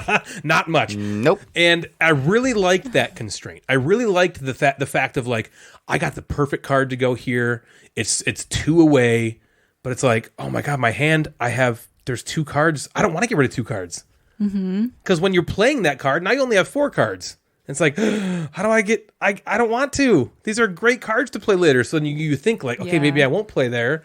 But then what else am I going to do with this card? And it creates some really cool moments. It's also really awesome. And I think Jeff's going to say this a little bit too, so I'll steal his thunder a little bit. Yeah. The board looks so cool once it gets filled up. Our second play in particular, we made it until there's only 3 spots left of 36. We filled in 33 spots. And it looked so cool. The artwork on these cards is really nice. Okay, I'll stop there for my good thoughts because I don't want to take all of your guys' points. If there's anything I didn't like about the game, I never enjoy shuffling square cards. Now, the cool thing about these cards, For some reason, they're bendy on one part. Yeah, do they like feel like playing cards? Like I don't know what the feeling is, Like but on it the has a end nice edge? It's weird. Well, like if you they're literal squares. Yeah, I they're think, squares. right? They're Yeah. squares. If you try shuffling the cards, like riffle shuffling from one side, they don't bend at all, like square cards. weird. But if you turn them to the side, they do. Oh, really? Yeah. Wow, that's crazy. Unless I just broke them. So I'm not even going to totally list that as a negative. I really usually hate riffle shuffling square cards. It sucks. You can't get a good grip on them. Yeah. Now these ones are a little bit better than that. You know what I mean? So I don't even know if I'm going to call that a maybe negative. You know what I make that a mean? negative. But here's the thing I'll say overall. Because I guess I don't really have... I can't think of something that I actively disliked. Yeah. There wasn't something I was like, well, that kind of Like, blows. ugh. There wasn't anything like that. I guess, it's a card game. There's randomness that's going to be involved. Yeah. That's a mark against any kind of card game that you play, but this is a game, you know that going in, right? So Yeah. you could potentially get screwed over with the deck. All the cards you need are on the bottom there, and then now they're discarded and I can't play them. Okay, that could happen, whatever. Overall, I thought this game was very, very good. I don't even want to say it surprised me, because I expected it to be good. When Jeff said the cooperative in the mind, and it met those expectations. And this is a game, if we didn't have the podcast tonight, I wanted to play it again. Oh, yeah. I want to Yeah, play I it was till like, I want to play it until we win. Yeah. I was like ready to rack Let's it. keep going. Right then. And I don't say that about many games. And that is really a mark in its favor for me. Absolutely. Right? So what do you think, Jeff? My turn, Natalie. Yep. He's to the right. There are more of us here than just. I thought you could go second. So I like that we tried it on Instagram Live. It seemed like people liked watching it. I thought that was kind of cool Yeah. to like A lot of our interact with everybody buddies while we do it. I joined. know, that was great. So publisher is Lucky Duck. It was published, I think, so I kind of did some research. Board Game Hub is the original publisher. Oh. They're a UK publisher. So I'm not sure if this came out, if it's everywhere available or if it was available in the UK and now it's starting to be in the United States through Lucky Duck. But anyway, I think you should be able to find it more readily available soon. I really liked it. The thought that Ryan just said at the end of like rack it and play it again, I like those games. I like as soon as we were so close that last time, I was like, I just want to play it again. That's all I want to know. do. Yeah. I'm like, we're getting late into the evening and have to record a podcast, but I just want to That was the play it again. I was almost like, damn, we got to record. I know, and it only plays in 20 minutes. We were done with, we were 30 minutes, but we were passing a phone around and talking to people on Yeah, that took longer Instagram than Live. But normally like would. 20-minute game to do that is great. It also wasn't as stressful as the mind. Yeah, I would agree Because with that. you can just talk kind of things and be like, oh man, I got to discard 2 or whatever. But in the mind, you literally have to just be silent and like not. Yeah, because do you're anything. like, okay, am I going to play? Is Jeff Yeah. going to play? I played this and Jeff played. It's like, oh, Yeah. we lost. Yeah, there's not even any order. Yeah, Right. I love that you can play like anywhere on this grid. I thought that was cool because in my head when I read a little bit about the game, I was like, okay, it's going to be the game, right? You play to this one thing, you have to play adjacent to a card that was just played. I love that you can play anywhere on Anywhere. this grid. That's Because that cool. means that a lot of times in the beginning of the game, you're not totally screwed. And like sometimes in the game, Are You Ready for the Game? Yeah. That one, you can be just totally boned right away. Yeah. Like if you have all the middle cards, you're like, And well, I it's got to your jump turn? this Yeah, pile. I have to. 30. That's the only thing that I can do. So you kind of feel like you're ruining it. This, if you have a 50, if all your cards are in the 50s, like Play up that's there. like kind of the middle. You kind of have an idea of where the 50s might be, or at least you're setting the tone for the next player. I which also is kind feel of like the cool. more we play this, and I don't mean to just jump in, I feel like the more we play this, we're going to get a sense of like, okay, typically to have a chance, this card has to go in this area. Yes, Yeah. I felt like somewhere. in our first few plays, there was a couple of times where we were like, I think we screwed ourselves by playing this Right. one here and this one 5 cards down. And you'll learn that as you go on. Yeah, and I think, like Ryan said, also, you get better at it. And then you're like, okay, getting better. And then it's like, you'll win once.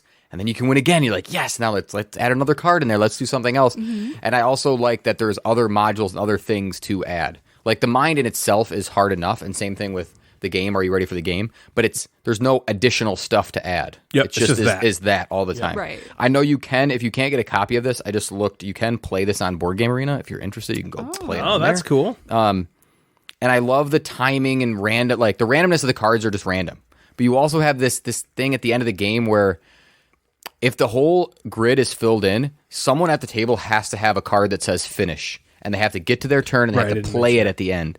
And the timing of that, like there's only 5 in the deck. We don't know who's discarding them. Do I keep it? What if I draw it first? Do I keep it the whole How much time? would it suck if you filled it in and then No one had that finished? card. Like, oh, The last game we played, so I had 3 of them in my deck. Yeah. I drew 2 of them, or 1 of them super early. I discarded it, and then I drew 2 later in the game, and I discarded 1, and I kept that one for like 15. Yeah. I was like, I'm keeping this because it's like if you had 3, you can't discard 3 Yeah, by right. yourself. I can't discard. Yeah, 3. and it looks beautiful. The art is very, very cool. And I know the art matters in other modules as well. The difference between the night and the dark, which is pretty cool. I was wondering if that matters. Yeah, What's there's the a- point of light and dark? Yeah, there's a variant where you have to have a certain amount of light cards and a certain amount of dark cards on there. I don't know how anything starts. I think you would have to like shuffle your deck randomly, where like as you pick it up, that's the side that you're using, either light or dark. Natalie, what did you think? I really like this game too. It's funny, like you guys compared it to the game and the mind, and you'd think that it would be too similar, but it definitely was not. It was very different feeling, but with that like kind of similar feeling where you're just like not blindly, but you're trying to play cards in order.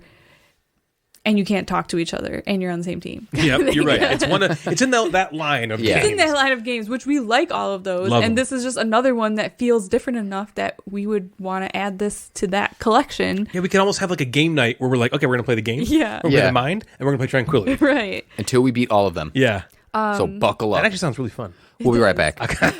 And we're back. We lost. And we're back. We lost. Yeah. All 3 of them consecutively. In addition to that, I really like games that are cooperative and that have that perfect like challenge feeling like this, like Codenames Duet or The Mind or The Game, where it's not so easy or simple that you're just gonna like win every time, but it doesn't also feel impossible. Like it feels like you're making progress and you're getting there each time you play. Good point. I really like that. Damn it, that's kind what I of wrote down. Feeling, really. I just wrote that down. I love that it makes you feel like you could win. Yeah, like you don't feel have a like you're chance. just Yeah. There's some games where, and I do like this in cooperative games at times, where you feel like you're up against it, and it's like you eke it out at the end, but you felt like you were screwed the whole time. This game kind of makes you feel like you're doing pretty well.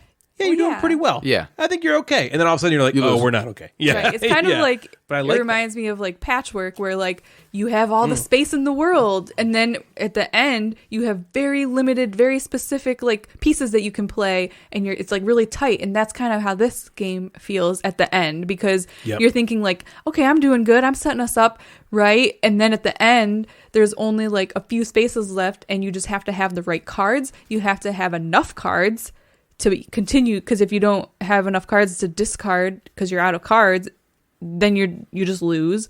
You have to have the finish card. There's all these like things where it's like all of a sudden it's like, ooh, And a Swedish card. like is it gonna happen? Is it gonna work? That's stupid.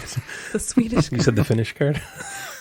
Do you get it? It's a Nordic Yes, joke. like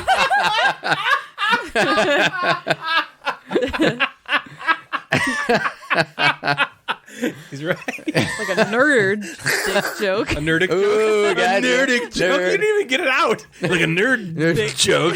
Nerd dick. Oh. You're a nerd dick. You have a nerd dick. Okay. My dick is nerdy. We'll be right back. it's wearing taped up glasses. My dick has a pocket protector.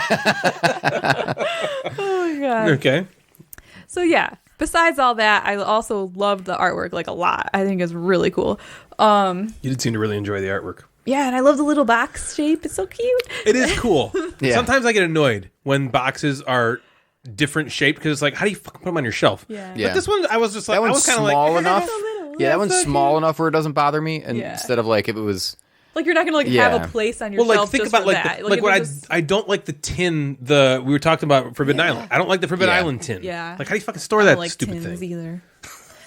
tin. I like tins, but I don't like them for storage. I think they're cool. And For like, what Some about who for like call me cookies? Tin? well, I'm talking about games. Jeff. Oh. This is a board game podcast. But he asked about cookies. Oh, it's a board game I kinda want podcast. cookies. I Enjoy want your tin. taco. If it's cookies, yes please. Yes please the cookies, and yes please. Wait, the are you tin. gonna seriously order Dairy Queen? Well, not now. We'll be right back. Is it too late? I don't know. It might be.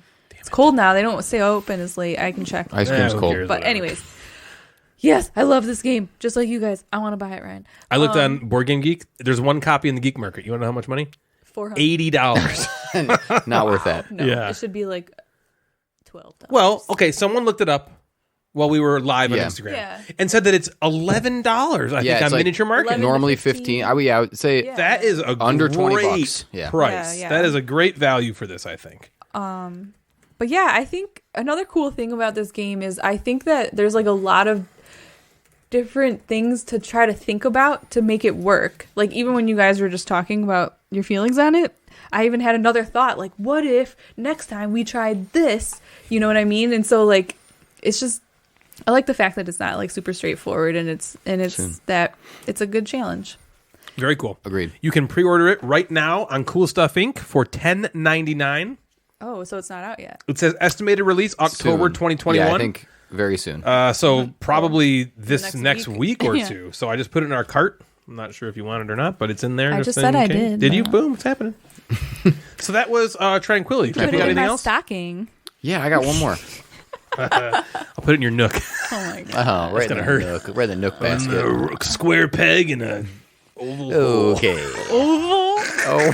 Kind of an oval. Maybe a diamond. Here we go. A diamond? Oh my god. Diamond in the rough. Oh Lord. This is a board game podcast, Natalie. Magic carpet in Go there. ahead. Oh, jeez. Lord. Natalie. Oh, gross. Stop I it. know. You loved it. I know. I was going over big and over the top because I have to I'm go get gross more with wine. So Ryan added it to his cart. Now he's got to add $60 more of free I know. shipping. That's what I'm thinking. $90. I'm doing it. Natalie's getting wine. She's upstairs. Goodbye. It's like she knows. There's more than just the two of us here. Now we can finally have our podcast. Yeah. Yeah, what should you buy? Let's Gotta take get some good the stuff in there. crew. The I'll new get the new crew. Yeah, crew. you should buy that I'm one. gonna get that. What about all the stuff that came out at Essen that I want and I'm pissed that I couldn't I get? know. There's so much awesome stuff that Like the people are Vladimir posting Suchi about. new game or Bitoku. What was the one that Jim Gamer got? He was just talking. Well, Bitoku from Devere is like, I want that game like right now. Okay, Devere is really Killing it. stepping it up, man. I I'm love not going to them. say. I don't want to say that they weren't like a good company. Yeah. But I mean, they're killing it now. Yeah. They're like a company to watch. Luna and Capital. I'm watching. That's Devere, Yeah. right? Red Cathedral, Very cool. Red Cathedral. There was something else that you bought. Castle Party. Castle Party. Yeah. Yeah, they've been on fire. That seems awesome. I'm sorry. Continue. Let's talk about crime. Because as Popular usual, still I think it popular. is. And as everyone knows, I love murder mystery games. Yeah, you do. It's just a genre that I really, really enjoy. So I was pumped to get this one to the table. I got in the same package that Tranquility came in from Lucky Duck. I got a game called Crime Zoom. Okay. And Devin and I Zoom. played it the week we got it, like 2 days after we got it, because it's So it an was easy designed type. by Joel Zumaya. Yeah. Zoom. Zoom? Yeah. Okay. So it's originally a French game. So if you're looking it up on Board Game Geek, I think it probably came out earlier by Aurora Games, French company. I posted about it on Instagram, and they reached out to me and said that my post was the first English review that they had of the game. No shit. Which is pretty cool. So this is probably the first English-speaking podcast that's talking about Crime Zoom. Crap. Crime Zoom. Crime Zoom. What's Crime, Zoom? you Natalie's think? back, She's back. and Ryan has filled up the cart. Cart's full. Yay! How much money? Mind your Just business. $100 little. Damn it! I should have said yours was better. He said, "Mind your business." So, Natalie, crime's still popular. Crime Zoom is what this game is called. Okay. They're gonna like this. releasing. Yeah. You're gonna like this a lot. They're releasing 4 of them, so they're going to start. They're coming out in English, so this is probably about the same time. You'll get it. It's a before Christmas, end of the year. It's going to be available soon, so it's not like years out. Okay. So we're going to get English versions of it. We have English versions. 4 of them will be in English very soon, and I think that more will come because I think it's a winning brand. Okay. So series of murder mystery game plays in an hour and uses just a deck of cards. And I know what you're thinking. It's just another one, right? Here's another of this game. Yeah. Yeah, but it's like Hear me out. It's like the mind kind of thing. Like I will Yeah. take all of those. Me too. Let's play them Yeah, all. right. hear me I out. enjoy all of them. Yeah. The game begins with a set of 9 cards that you lay out 3 by 3 that is essentially the crime scene. So, for example, like ours, I'm not spoiling anything, ours had a dead woman in an apartment. Okay. So the 9 cards had the apartment. So in like the right side was like a desk, and then there was like there's like a dead woman in the front, and there's on the right side is a board or her computer, right? So there's a whole it basically sets the scene, which is very cool. And then players then examine kind of the cards that you have in front of you, and you can choose to flip over any of those cards and essentially zoom in and take a closer look at that card. Okay. So, for example, if you flipped over maybe the dead body, you could get toxicology reports, or if you want to read a police file on the person, or if you want to go get the autopsy report. It then on the back, it tells you a little bit of something, and then it says, here are the leads that you can follow based on what you flipped over and what you're looking at. That's what it says on the back of the card? Yeah, so when you flip it over, it gives you a little closer look of the scene, and then it says, here are some leads that you can follow. Okay, so it's not just a zoom in. It's not just like zoom in. Yeah. Right? Oh, It's other information. So another example could be like, again, not spoiling, giving just different examples that aren't actually in the game. You flip over the cell phone, right? And here's the screen of the cell phone that you picked up. And then there's 3 different options of what you can do with the cell phone. Do you send it to the hacker? Do you try to get in yourself? So you're like interacting with Yes, you're that interacting part of with the that. scene. It's not just like you're like zoom in. Right. Yeah, so then That's cool. So there's a bunch of different leads to take, and then that's the rest of the deck of cards. So the first 9 you lay out, and then there's one like little scenario that you read in the first, and then there's 50 other cards or so that you then follow these other leads. You don't only play the game on that 9x9. No, because then there's a stack of other ones that there's says. the leads and So stuff. this lead is the toxicology report. If you want to read that, look at card 29. Does it take you to another 30. scene and then It you lay out does. more cards? So if you decide, so one example would be like you want to go to this person's apartment or their job. And then it says, all right, if you go to their job, take cards 29, 30, 31, 32 and create this scene. And then you go there and you kind of flip them over. That is cool. And so then in that scene, there might be 3 people standing there, each on different cards, and you pick who you want to talk to. And you flip over that card This is and you Lucky Duck read too? that. Yeah, it's Aurora first, the French copy. Got it. Lucky Duck. They're took distributing it, it? distributed it Okay. here in the U.S. So you Again, said soon. It's just a stack of 50 cards. That's all the Yeah. game is. Yeah, so there's not a bunch. There's not like an app. There's no whatever. Did it feel like smooth or like? Yeah, clunky? basically what you're doing, and I'll get to that yeah, smooth part. So you flip all these cards, you follow whatever leads you want, and you can play the game in like a competitive way where you're playing against the game, right? So there are a score kind of you get at the end. So once you feel like you have solved the crime, okay, and the crimes, you got to know the what, the why, the who did it, the how, like just normal murder questions. When someone gets murdered, these are the questions that you have to answer. When you feel like you've done enough, in the back of the rule book, they ask you some questions, similar to Chronicles or Sherlock or whatever. Who did it? Why'd they do it? They have like a few extra questions, sometimes questions that are like, weirder. Who was the drug dealer? Who were they calling the night before? Right? Just kind of like things yeah, who's dick pic on the thing? So there's always kind of those side quests, sort of, I think of them as. The one and done? One and done. Cool. So I won't be able to play that one again, so I could give it to you guys. We could, yeah. And Yeah. what's also cool at the end of it is there is a few pages of like follow-up and summaries, and like here's like a bit of the newspaper that said they arrested the person, or here's what this person did 3 months later, just kind of that's like cool. an epilogue, is that the right word? yeah. Of kind of that. Yeah. And then it sort of gives you ways to like score points for the game, right? To make it so you don't just want to like flip over every single card and just look at everything. Right. So it says like, all right, how many cards do you have left? You get points for how many cards you have left over. So those are leads you didn't follow and still got to like the question answer. Did you flip over a certain amount of cards? That kind of thing. It gives you some arbitrary way of giving you stars, right? Just like if you've ever played an unlock or an exit, the unlock, you get points taken off or stars taken off if you get a penalty or if you flip right. So that's the way that the game kind of keeps score. But if you may don't, have said this. Is there a timer? no, there's no timer. Cool. So you can just play it as long as you want. And you could literally like, if you just want to follow every lead and just like play the game like that, then just do it. Yeah. Like Devin and I really didn't care about the score we were getting. We just you just wanted to solve wanted it. to That's how solve it. all those games are, which I like that about Yeah. those games. You just want to know the story. Yeah, and I think so. I love this genre. I think this is a really great addition to the genre. We talked about we've talked endlessly about unlocks and exits and even the little holiday hijinks. What I like about this one is it's like reality.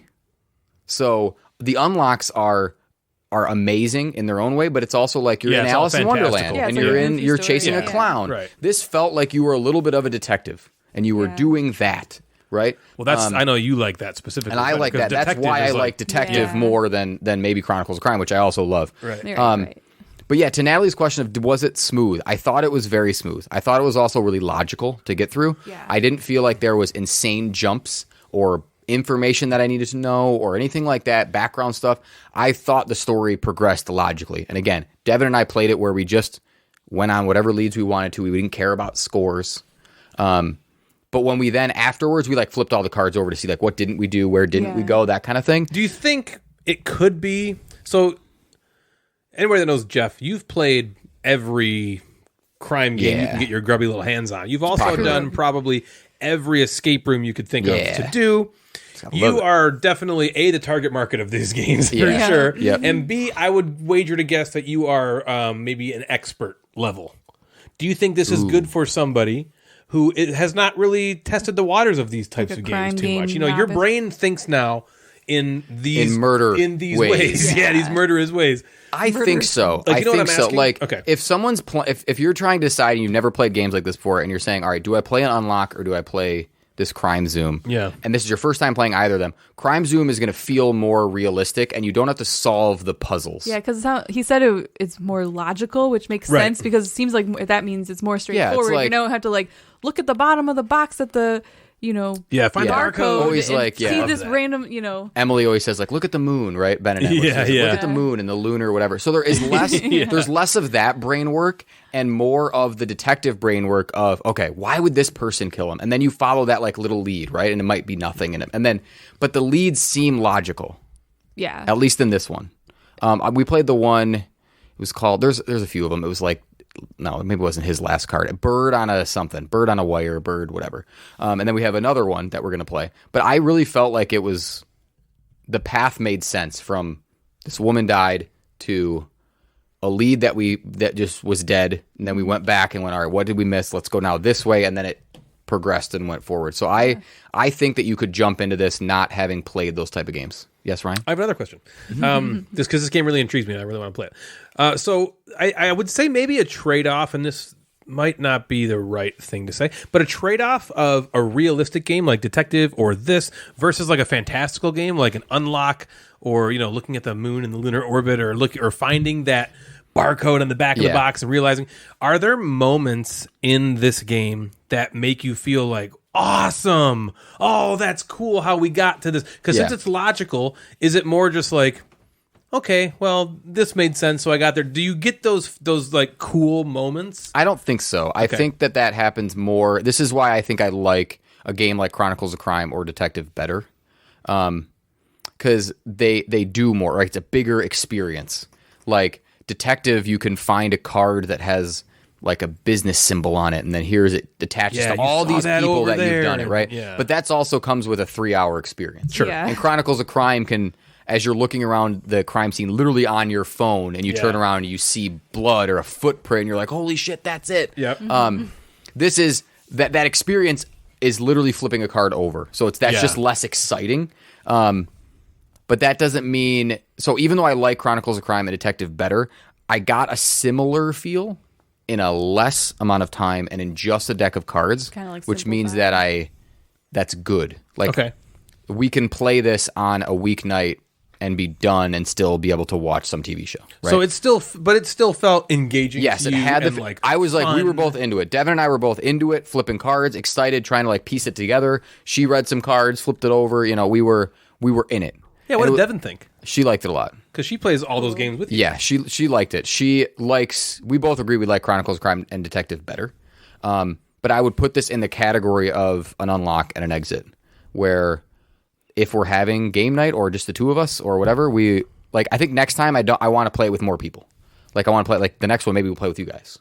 I was and then then the four of us can look at that. Just thinking about this, so as you were saying that, I'm like, we need to get the four of us together and do a detective or a crime thing. Yeah, this could be we could have lighter crime day where we do some micro macro. Yeah. We do some crime zoom. Yeah. Like little litter ones. Like and the night with an unlock. Yeah. Maybe those hijinks. And the night with an those unlock. hijinks. Yeah, the holiday hijinks. We could do one of those. We should do that. Like a bunch of little Yeah. games. Like have dinner and do that. That'd be What fun. are you doing right now? Yeah, we'll be right back. Yeah. So this is called Crime Zoom. You're going to see it soon. It'll have the Lucky Duck sticker on it. It'll have Aurora. So it's been out in Bonjour tout le monde in France for a while. Ooh, and that's fancy. that means hello, everyone. And that's all I know.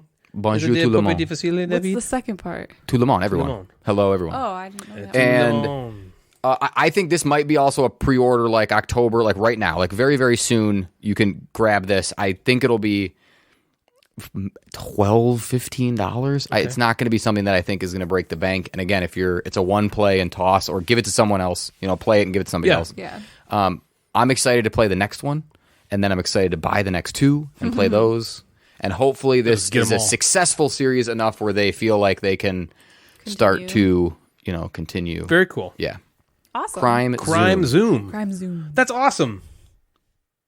I'd like to talk to you all for a moment about the Gateway Board Gaming Network, which you can find at www.thegatewaynetwork.com and the Gateway Network on Instagram. The sole purpose of the network is to help new or up-and-coming content creators grow by shouting each other out. If you go to the Gateway Network website, you will find other amazing content creators who are trying to grow as well.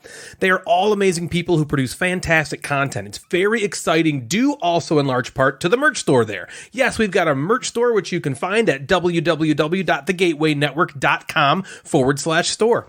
There you can find so many amazing items from a large portion of our members. Whatever kind of content you're looking for, the Gateway will have it. If you're a newer board game content creator and you're looking for a way to grow your content, please consider heading over to thegatewaynetwork.com to learn more.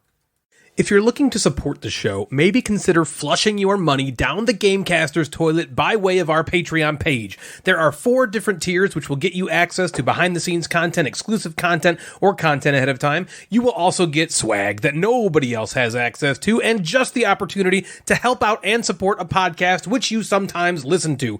We have amazing patrons. Thank you so much for your support, guys. If you'd like to donate to help us pay for things like hosting fees and that Jeff's had his eye on, please head on over to patreon.com/thegamecasters to help out. The Gamecasters Twitch account has relaunched, and we're live every Tuesday, Thursday, Sunday night, streaming board game and video game content and having a blast talking to all of you. If you just simply can't get enough Gamecasters in your day, please consider heading on over to twitch.tv/Gamecasters and give us a follow and maybe a sub.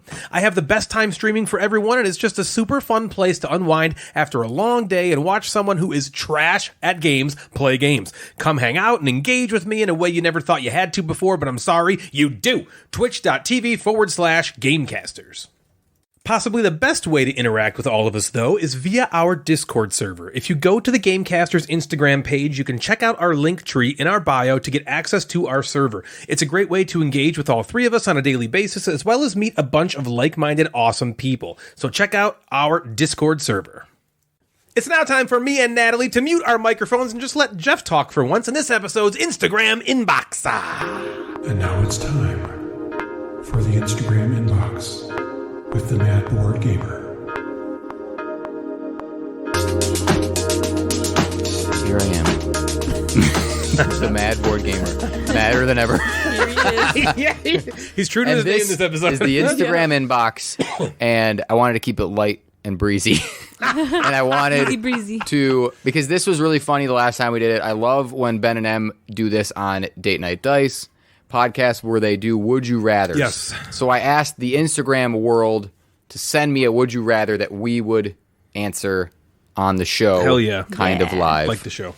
Like the show. Love it. Let's do it. Are you ready? Let's get into it. Yes. The Plurpinator. Plurpy. Yes. Stephen Please. Plurpy Plurper. Okay. Would you rather? That's his full name, okay? The third. Yeah.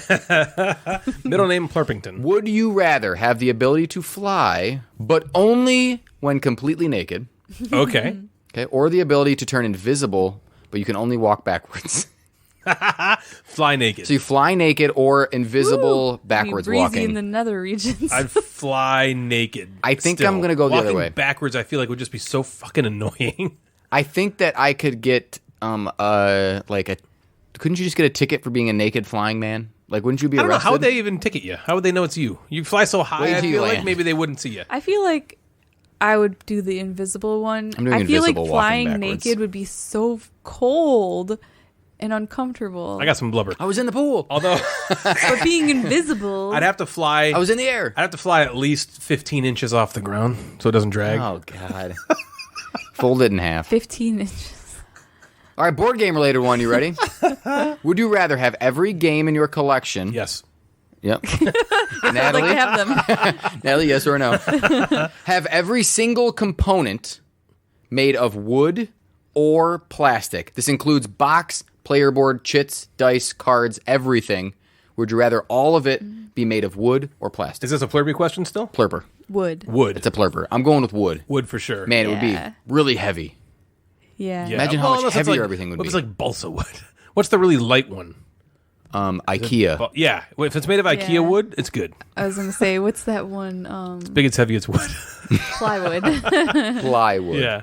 No, it's probably, I try to be like good. Good wood. Good wood. Wood, it's better than bad. Goodwood. Isn't that where we ate dinner? Yeah, good wood. At Yeah, Gen Con? stay with It's also some what, beignets. what apparently I gave you last night. Okay, what's next, Oh my Jeff? God. Okay, you ready?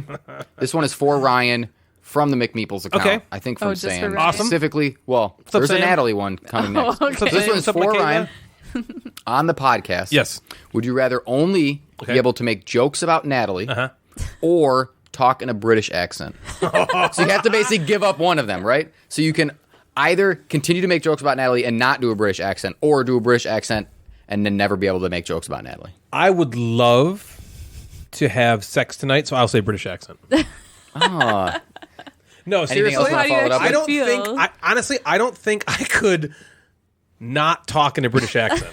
I don't think I could do it.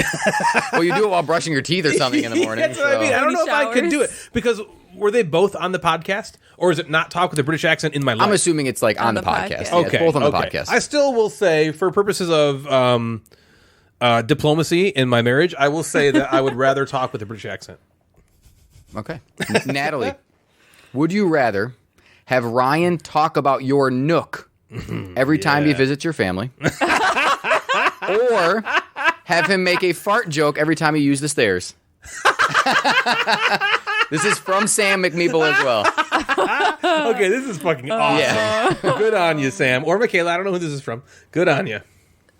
So talk about your nook in front of your family, or make a fart joke every time you use the I wonder stairs. what I would say in front of your I family. think I would rather have him talk about I my thought she was going to say that. Yeah! The fart joke would be in private Both most of of the those time. are good. Yeah, but I would be For I would me, so he gave one for me. Would you rather do an entire episode impersonating Natalie or Ryan? Ooh. I think I know what he's going to say. I think I'm going to say Natalie. Yeah.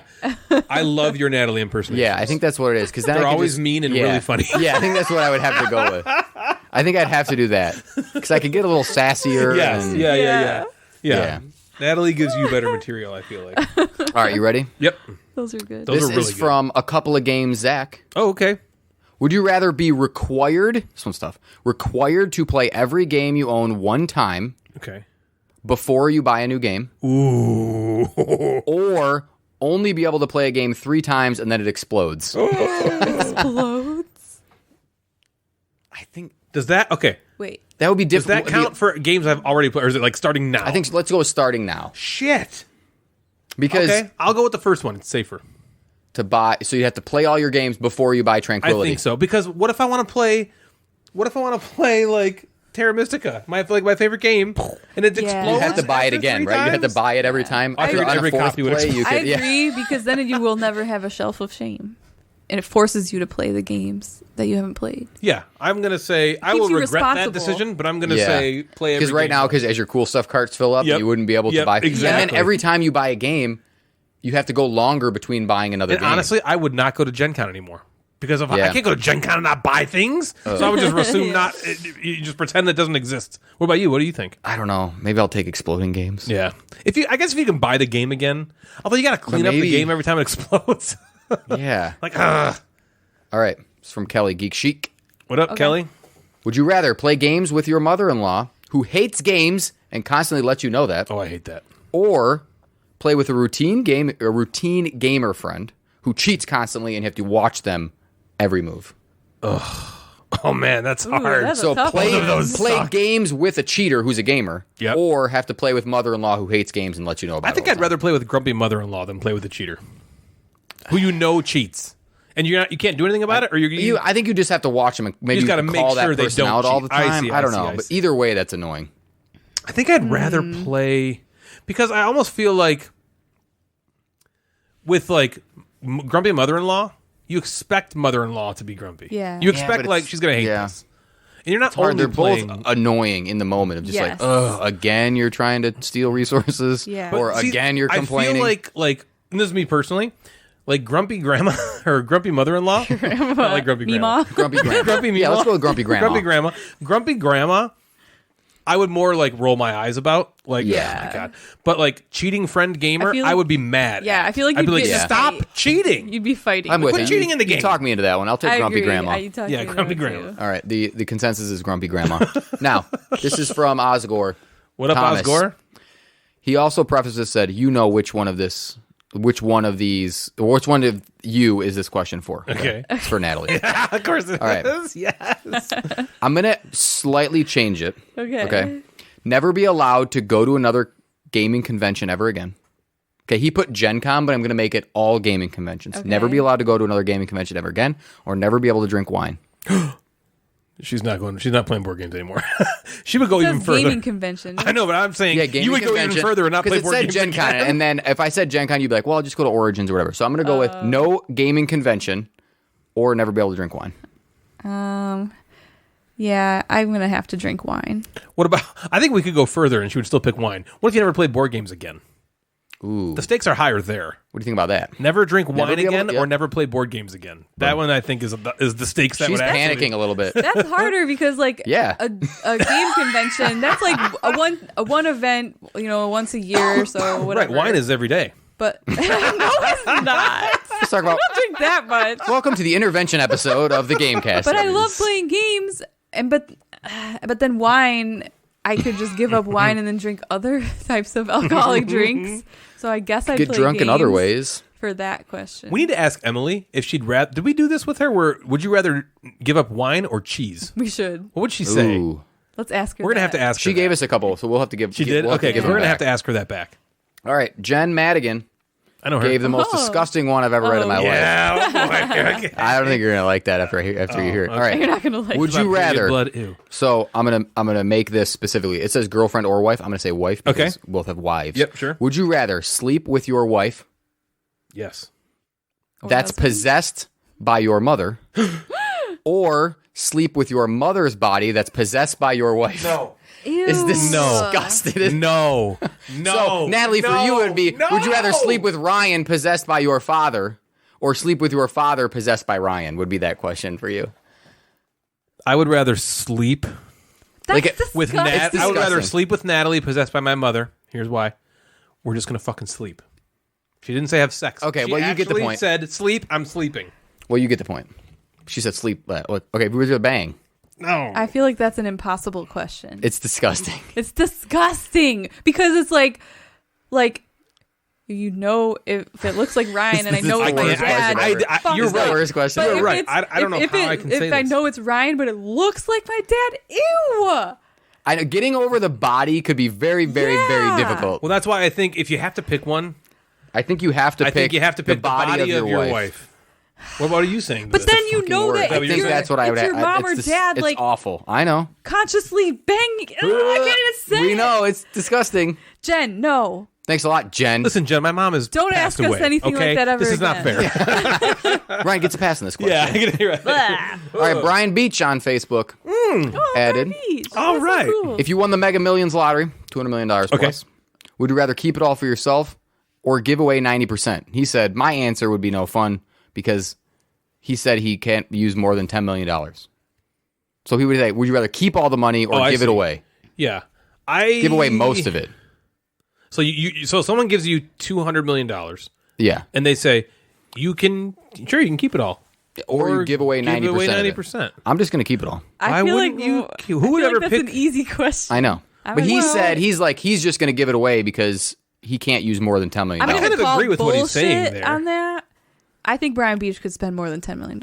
That's a good point. I think that if he got $200 million and we put him to the That's test, true. I think he'd keep it. Brian Beach is He likes his as much toys. as I like my hobbies. I think he dwarfs me in all things He likes his spending. computers, his airplanes, his motorcycles, his. I envy the shit out of him. Smoke. He just buys smoke- whatever he wants, and it's Yeah. awesome. So we had $200 million. I would keep it because I could give away what I wanted to, and then I could keep what I wanted Yeah. to. I'm keeping it. I would keep Yeah. it too.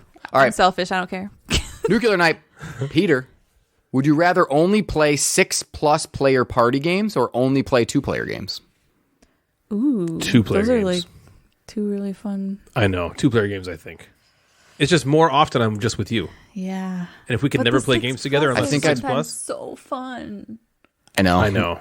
I could see you But if saying a you're- differ't thing. Or what are you going to say? 6 plus is tough. you play with Devin a lot, too, I just think in I'd case. have to go 2-player. Yeah, I think I agree. Because the games that I would want to play more often Yeah. are could be played with 2. Mm-hmm. Like, think about you'd never be able to play Castles of Burgundy again. Right. Yeah.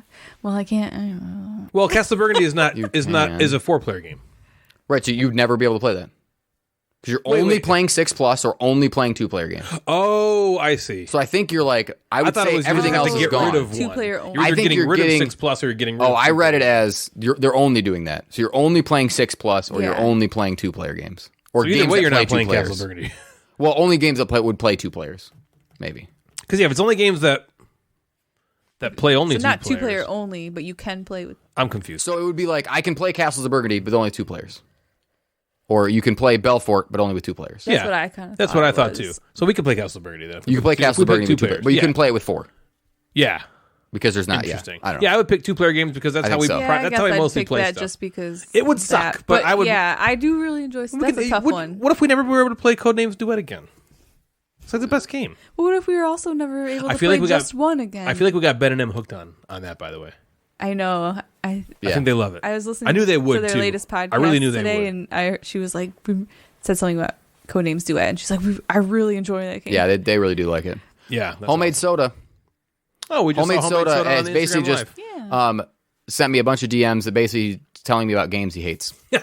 He said, I'm going to read the entire thing. He said, Okay. would you rather hang drywall, mud, and tape, No. or play tapestry? And he says, correct answer is drywall. So he basically hates He hates tapestry. Savage. He also said, would you rather sand the drywall No. or play Terraforming Mars? He said, correct answer, sanding. Ooh. So he basically just hates these games. It's kind of Wow. all Interesting. Those Yeah. are pretty popular games too. Yeah. Yeah. Tapestry, I feel like, is a little more contentious than Terraform. Everyone loves Terraforming Mark. Yeah, it was a little Terraforming Mark is a good one. That's a crazy good one. So Jim Gamer asked one. I don't know if this was the same one he asked before, but it's still a good one. Play the same game for the rest of your life, or any game you like, but only one day, once a year. I remember that. So one game for the rest of your life, but you can play it like whenever you want, or you can play any game you want, but only one time a year. So you're not playing games 360 I don't like these 3 days a year, impossible 4 days. I 5 picked days a that year. one. I'd pick that one. Which one? One. The one where you can play any game you want just one time a year. Man, that sucks. I'm though. okay with that. It sucks, but wouldn't you rather that you only get to play one game as much as you I don't want? know. Yeah, but Just then you one can't play game. But for like, game I think about us at Nerdfest. How many games do we play at Nerdfest on a day? Like 5. So what, every year I'm playing only like 5 or 6 games. But Wait, then I every guess year you're I'd playing have the to same stay game up. over and over at Nerdfest. I know. Yeah, then you're at Nerdfest. You I know, only it play. sucks. Eee, I guess. Well, because at Nerdfest, I guess I'm taking the one game. How often do you Yeah, I play guess the so. same game more than once at Nerdfest? No, I'm saying like at Nerdfest we only play like 5 or 6 games total on a day. So throughout the entire year I'm only playing 5. I'm only playing 5 games. That sucks. Oh, I'm misunderstanding. Wait. I thought you could only play like I thought it was January 1st. one- You can play any game you want, but you can't play any games again until the next January 1st. Yeah. But on January 1st, how many games are you going to be able to get through? Even if you can play whatever game you want, Okay, how many are you going to Oh, get I through? I'm Misunderstood. stupid. I I thought- thought it was you can play any game you want only one time, but you're saying one time on one day. Yes. Oh, okay, that is bad. Or one game whenever the fuck you want. Yeah. So you can play Castles of Burgundy Got it. 365 times any day of the week or whatever. Or on one day, January 1st, you can play whatever games you want, but for the rest of the year, you can't play shit. But you can play more than one game. Yeah, you can play whatever you want on January 1st. Yeah, whatever I gotta games pick you the- want I gotta once pick a the year. one game whenever the fuck. Yeah, I don't know if I can just do Because like you said, once. one day a year, that's it. What would you play? I feel like you'd I be don't like, we'll play that one game I want to play, and then we'll play a couple others. You know, that just sounds That's terrible. what you picked, isn't it? No, I'm picking one One game game. whenever the fuck. Yeah. Oh. It'd be cool if you could rotate every year or something, but... All right, bad board game covers gave us a couple. Okay. Burn your entire board game collection. Nope. Or donate it to your mortal enemy. Burn it. Burning it. I'm kidding? burning I'm them. not giving my mortal Burning enemy them. anything. Burn See that ya. shit. Yeah, We'll I have a agree. bonfire. Board game Yeah. bonfire. We're all Ooh, board game bonfire. Band name, I call it. board Ooh. game bonfire. Board game bonfire. We are board game bonfire.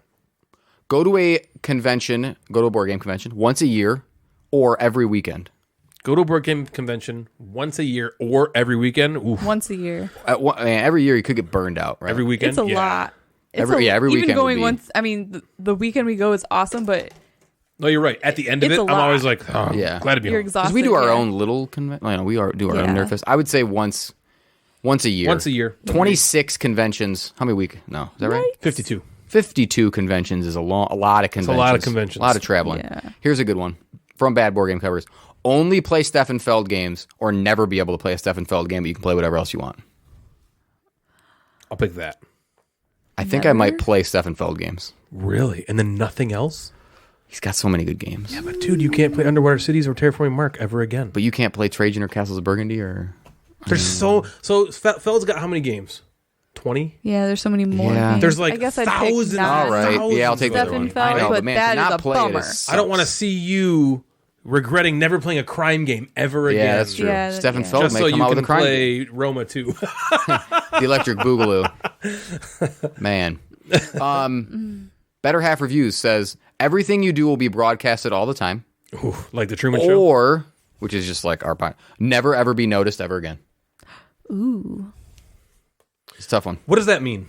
I think you like no one would ever know you exist. Like one you'd would have zero acknowledge you followers, you'd have ever. nothing, would ever do anything. In the or, world of social media. yeah, I don't know. Like or, if you're walking down the street. Well, Like, because that's you're different just to me kind of than, like a nothing. Does my family not even know I exist now? No, I think they do, but I think like no one really.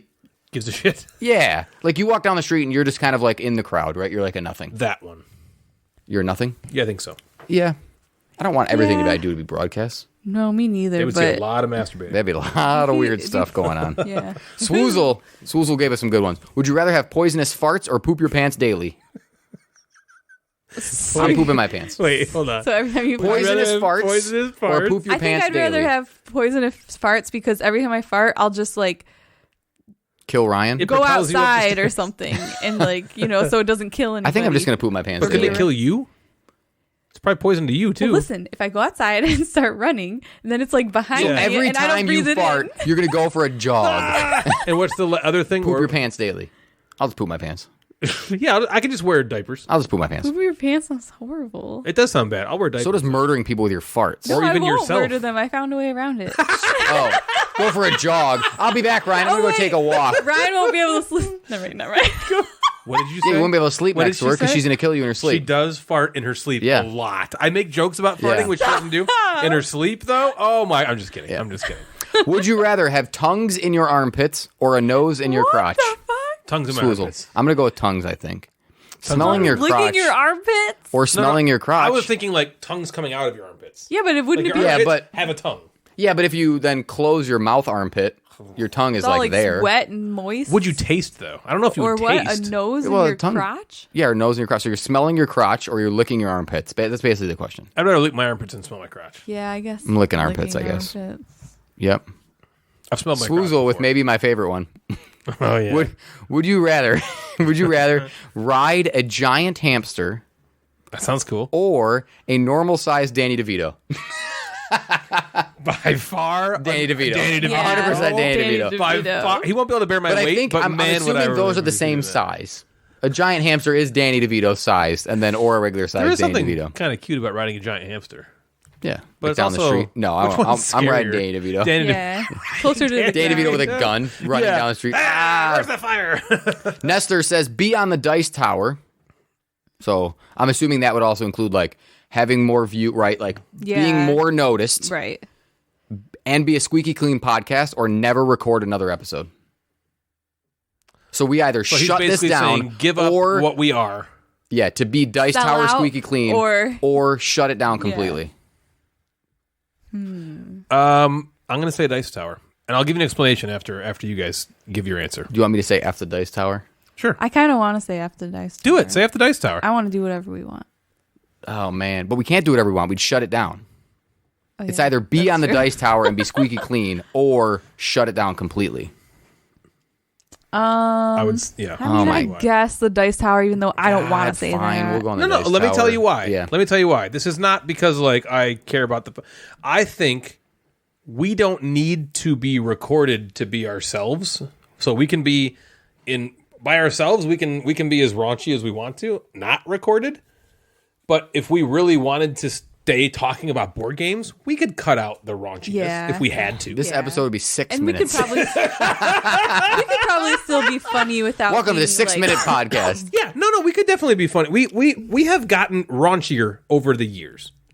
But I think that we do that, or we did that, we got raunchier over the years because it was kind of like, okay, you know what?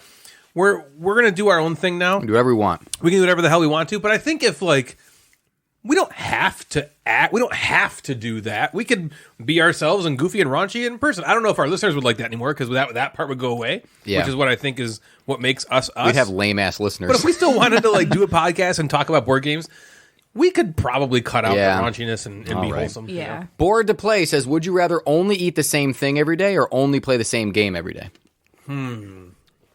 I do like food. You got to play a game every day and you have to play the same game every day. And then you have to eat every day. I guess I'd rather play the same game every day. I could not just eat the same thing every day for the rest of my life. If it was like pizza, couldn't you just eat pizza every day? Just get Maybe, but say at that. some point After a while, I think it would be awful. it would be. Yeah, I guess the same. And if I just picked like win, lose, Game. banana, Yeah. that'd be okay. Swoozle says, would you rather pet an alligator or punch a penguin? Aw. Oh man, It's a good story to punch a penguin, though. But those penguins, they're Yeah. cute. penguins are so cute. Does petting an alligator put you at risk, right? Is that like Hell a yeah, risk that's of the point. thing? It's like, would you? Yeah, I'm gonna pet an alligator. I'm gonna sneak up on it from behind, just get its tail Yeah. and run. I'm a little bit terrified of alligators, but I don't think I could punch a penguin. You could. What if I punch him in the shoulder? Like, hey, buddy. That's what I'm saying. Like, hey, what's up, man? Yeah, maybe. But I don't think that's. I think that's against the spirit of his question. All Yeah. right, I'll pet a stupid alligator. Swoozle's got more. Oh, Have toenail clippings in every meal Oh man. or eat nothing but onions for the rest of your life. Oh god. So you can probably hide the toenail clippings in something. It's not like you just have to eat toenail clippings, but like Well, you can probably hide right the now, onions as we're eating something, you have to have toenail clippings. Oh, just for meals, so snacks wouldn't count. So your breakfast, lunch, and dinner has to have toenails in it Onions. for the rest of your life. think is so. it just an onion? It's an onion. Yeah, but isn't toenails for the rest of my life too? Toenails, but it just has to be in something. Like you could have like toenail sandwich. Like what if you just hit it in No. the toenails? God, to just take a bite out of an onion every time, that would suck. Well, wait. He's not. You can hide it, the onions and right? things too, can't you? No, he said just No. an onion. Just onions. But nothing but onions for the rest of your life. I you're can't either make eating that decision. just onions or banging your wife in your mom's body or something. Oh, wait, sorry. Onions is starting to sound weird now. Onions. Onion. You got tracks and onions. Onion. I think I'm gonna go with toenail clippings. I feel like I could feel like I could saute a Move on from toenail. this I have to It's go with making me gross. onion. I don't. I'm gonna think- I'm gonna saute a toenail and just I'm going with toenails. Okay, maybe this is my favorite one from Swoozle. Okay. Do you remember the fighting like horse? That like if you fight like a bunch of 100 horses duck-sized horses or Okay. one horse-sized duck. This one's a little different. Okay. Swoozle says, "Would you rather fight one Jeff-sized duck or 100 duck-sized Jeffs?" One Jeff-sized duck gosh. or 100 duck-sized Jeffs. I kind of Both want are to fight terrifying. 100 duck-sized Jeffs. I think it'd be I adorable. want to see them like running around. Like 100 little tiny Jeffs going after you. That's 100 of them, though. I think I'm gonna fight a duck One one. Jeff-sized I'm gonna go duck. with one instead of 100. One Jeff-sized duck is not as scary as a horse-sized duck. Yeah. All right. Here's Nestor. Okay. He's back. What's up, Nestor? Stop getting custom memes every episode from him, or be the #1 podcast on every platform. Why are you doing that to yourself? That's Nestor? really mean. Why are you doing that to yourself, Nestor? Man, I love Nestor's You know, memes. he's going to meme about this. Yeah, He is. He's going to meme about this. So I love his memes. I know. But man, being the #1 podcast on any platform I would seriously be look a lot forward of to pressure that. and probably lower ratings. A lot of people would listen to us and hate us, but we'd be #1. So do we care? It's lonely at the Ooh. top. I know. Do we Yeah. care? We also have the back catalog of his previous memes. I'll go on record. Nestor, I love you. I'm keeping the memes. All right. Now And then we'll just be the #2 podcast on every platform. Ooh, I like that. Ooh. Be number 2 and keep the memes. Love you, Nestor, but I'm going to say #1. #1, baby. #1. Let's get #1. All right. Ooh. Emotional Cyborg was drinking and with friends and let us have a whole bunch of them. That's what you do. Would you rather play a 10-hour game of Monopoly or a 10-hour game of Risk? Well, every game of Risk is a 10-hour game of Risk. Yeah. Monopoly, I think. Risk. Would I you don't think rather? I've ever played Risk. You wouldn't like it. I think I'm taking Risk. I'll take Risk over Monopoly. This has to do with all of Ben's minis. Are you ready? Yeah. Would you rather steal them all or melt them all? Ben's minis. Yeah. Are you like so mad at those yeah? fuckers. You Melt them son of a all. bitch. I would steal them. Yeah. They look so good. Yeah, they're too pretty. Yeah. They look so good. I Janelle's agree. got I would another steal one. them. I would steal them. Janelle says, would you rather throw up on Jeff's new beautiful carpet or clean up the throw up on Jeff's beautiful carpet? Oh, that's a great That is a great one. That That's a is good one. so good. I think I'd, if I remove it from Jeff's carpet and make it Ryan's carpet, I think I'd rather clean it up. Yeah, me too. There's So to me, okay. gross. Well, here's for me, and me and Jeff are very similar on a lot of this stuff. Throwing up has to be the worst thing I could think of to do.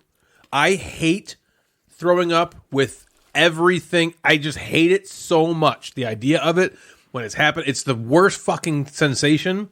Yeah, pretty It's terrible. awful. And then I have to deal with the double thing of, okay, I just went through this horrible experience and I just did that on my friend's brand new carpet. Yeah. So now he's pissed at me. I feel like shit. And I probably have to clean it up anyway. Yeah, because And then I don't want I don't want then the third feeling thing. of it. Now I got to make somebody else clean up my puke. No, I'm cleaning it up. I'm cleaning up someone else. Clean Cleaning. up too. Wood and Meeples, would you rather organize your board games, and this is a debate, horizontally or vertically? Vertically. I'm a vertical. Horizontal board game Vertical. stackers are insane psychopaths. Yeah, we're both vertical. All three of us are vertical stackers. Natalie, did you, when you were buying games Yeah. initially, were you a vertical stacker? Yes. Okay. Good. Because I mean, Ryan wouldn't have let you come in here Yeah, rolling hell with no. your You're not horizontal coming here with that ones. horizontal nonsense. No, it's just ridiculous.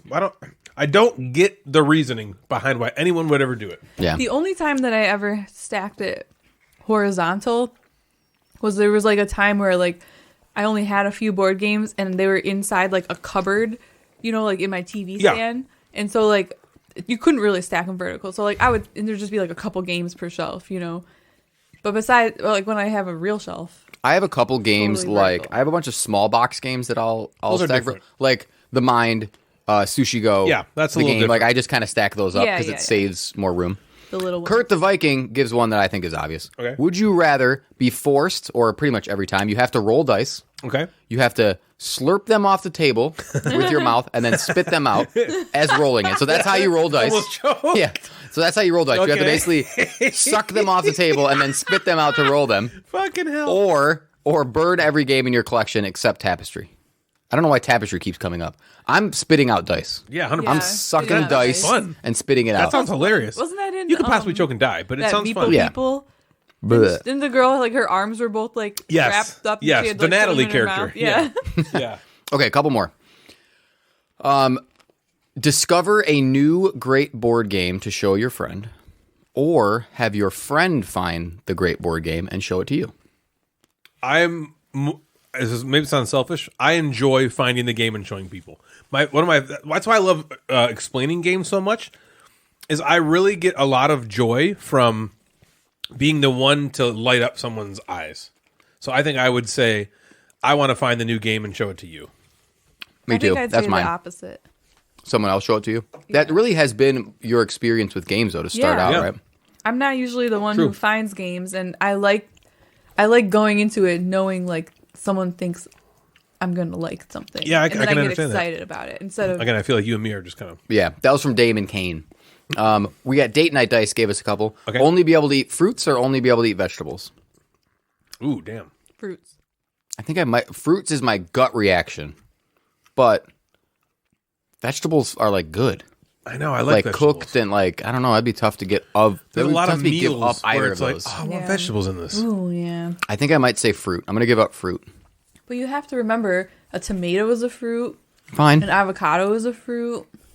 according to you. Yeah, that's true. Not Well, that's according your to me. opinion. Yeah, according that's to what you science. think. Okay. I'm a Yeah. doctor. Damn, I'm a that's a doctor tough one. too. This one's for Ryan. You ready? Yeah. Next one. Date Night Dice. Have a dog break your leg. Sorry, Em. say that? Yeah. Or you have to play Skull King. Come on, there's an obvious answer. Don't pretend. This Play is Skull this King. is actually Ryan really hates tough. Skull King. That's Man, the point of I this. believe- Man, I don't want to play Skull King. No, I feel so bad I know. for her. If you don't know, but you should message Date Night Dice. Tell Emily, sorry. Wish her her dog well, ran wish her- into her and knocked, and she Oh my god, I feel so cracked a a bone in her leg, and not it's- enough that I ugh. would play Skull King, but man, do I feel bad. No, yeah, I would definitely not want to get my leg broken. I feel so bad for you. Yeah, this one's from Brush Monkey. Get a paper cut every time you turn a page, or bite your tongue every time you eat. Paper cut 1000%. I fucking hate biting my tongue. Agreed. I don't read a lot of books, Natalie. Oh, we know. So it No, I'm with basically you. every time I read a direction book, I would Yeah. have multiple. That would Paper suck. cuts do That would suck. suck. but Biting your fucking tongue? because it just seems to like come out, And that's, of nowhere, like, and it's days of instant pain. horrible- And you just instantly want to put a hole in the drywall. Yeah, I think I'm taking paper cuts Yeah. as well. Like Andy Bernard. Last one. This is again from Date Night Dice. Emily says, "Choose wisely." I'm assuming this is Emily. Uh-oh. Would you rather hang out with Ben or M? Oh, that's not nice. I'm going to answer this right now. Yes. Yeah. Well, Emily wrote that, so the answer is Emily, right? Yeah, I feel like they're a But if package Ben wrote it, deal. it's you Ben. can't just hang out with one. I think we have to answer this. But Ben and M. I'm gonna pick M just because we have plans to go to the mall together. What? You In have plans to go to the 1999. mall? Yeah. Who goes to the mall? What mall are you going The to? mall? Remember the last time we talked, or the last time we hung out with them? Remember I thought you were going to go to like Birch Run. Yeah, that's a mall. It's an outlet mall. I suppose. I'm So- thinking like Wonderland Mall. Yeah. Do-do-do-do, grab your bags, walking through the mall. We're gonna meet like halfway and go to the outlet mall. Do you want to go to Spencer's Gifts? Do-da-do. Is that an Aeropostale over there? Let's go there. That's what I. Oh my God, American Eagle. Let's go in there. It smells so good. Gotta go down to the Eden. Is that a Bath and Body Works? I need I was candles. talking to her the other day about how she, hurt herself, and And she loves Wetzel's and pretzels. she's like, I'm so mad. I was just thinking the other day, like, I should, make plans with Natalie to go to the mall. And she's The like, no, mall. I can't. That's the funniest thing at the mall. Let's go That's to just thought the about. mall. You know what I'm talking about? Yeah. He's never Stupid seen that. Stupid potato knocked her over. Now she can't go to the mall. That's the first thing you thought about. On the way to the hospital, damn it, Natalie and I can't walk around the mall I anymore. gotta, Now you gotta wheel herself all around the mall. You can Damn. push her in a Yeah, I wheelchair can around wheel the mall. her. Wheel her around the mall. All right, Take I'm me done. over to the pants section. So the question was, who would you rather hang out with? Yeah, Ben or M. And in parentheses it says, choose wisely. Oh God. So choose Depends wisely. on. Okay, I'm gonna give a bullshit answer. It depends on what we're doing because me and Ben have so much more in common than me and Emily do. Me and Emily have a lot in common as it relates to Gossip. like bitching and complaining. Yeah. Me and Ben have a lot in common when it comes to actual hobbies? me and Emily wouldn't just paint minis together. Yeah. Well, you and Ben- me and Ben would play heavier board games. Heavier board games, Yeah. minis, and then he likes to gossip too. Me and Emily would bitch and complain. Me and Emily would talk about TV shows. I feel like we have a lot of similar interests Yep. in TV shows. Mm-hmm. I don't think you can pick this. This is too hard. This is tough. She's not gonna like this. That we're She's not not picking. gonna like this. That none of us are picking. I'm gonna say yes. You're right. Natalie's right. They're a package deal. Maybe for now, with a broken leg now. Ben. Well, her leg's broken. So Listen, maybe I'd pick Easy. Emily because I wouldn't have to do any physical activity. Ben loves working out. He does. What if at some point he made me want to lift you know a what, weight? dude? Because That Emily, you might have Wait. just answered it for me because you're not going to feel like a piece of shit when you're hanging out with Emily. When you're hanging out with Ben, you're gonna be like, Ben oh my is God, you the were most like in in the best shape. and then I have to stand next to him and be like, feel like the weakest human on the planet. You're right. You Yeah. feel real So, strong next to Emily. Emily would just feed Emily you and I keys. get to just sit around, put our legs up, no offense, and just watch TV. That's a good call. and just chill. damn it. I'm sorry, Ben. But man, I love both of them. We're great. Fucking hell, that is tough. I Okay. feel bad because Ben's really fun and cool and funny. It's not like we don't have to not like this is real. And we never have to see him again. Oh, that's good stuff. Okay, so that was the Instagram inbox. Yeah. Fantastic. That was a really good one. It's been a long time since the wave of hate has washed over us. We haven't been hit with a tidal wave of pure anger and vitriol for a couple episodes. Let's rectify that right now in today's edition of the Board Game Beatdown.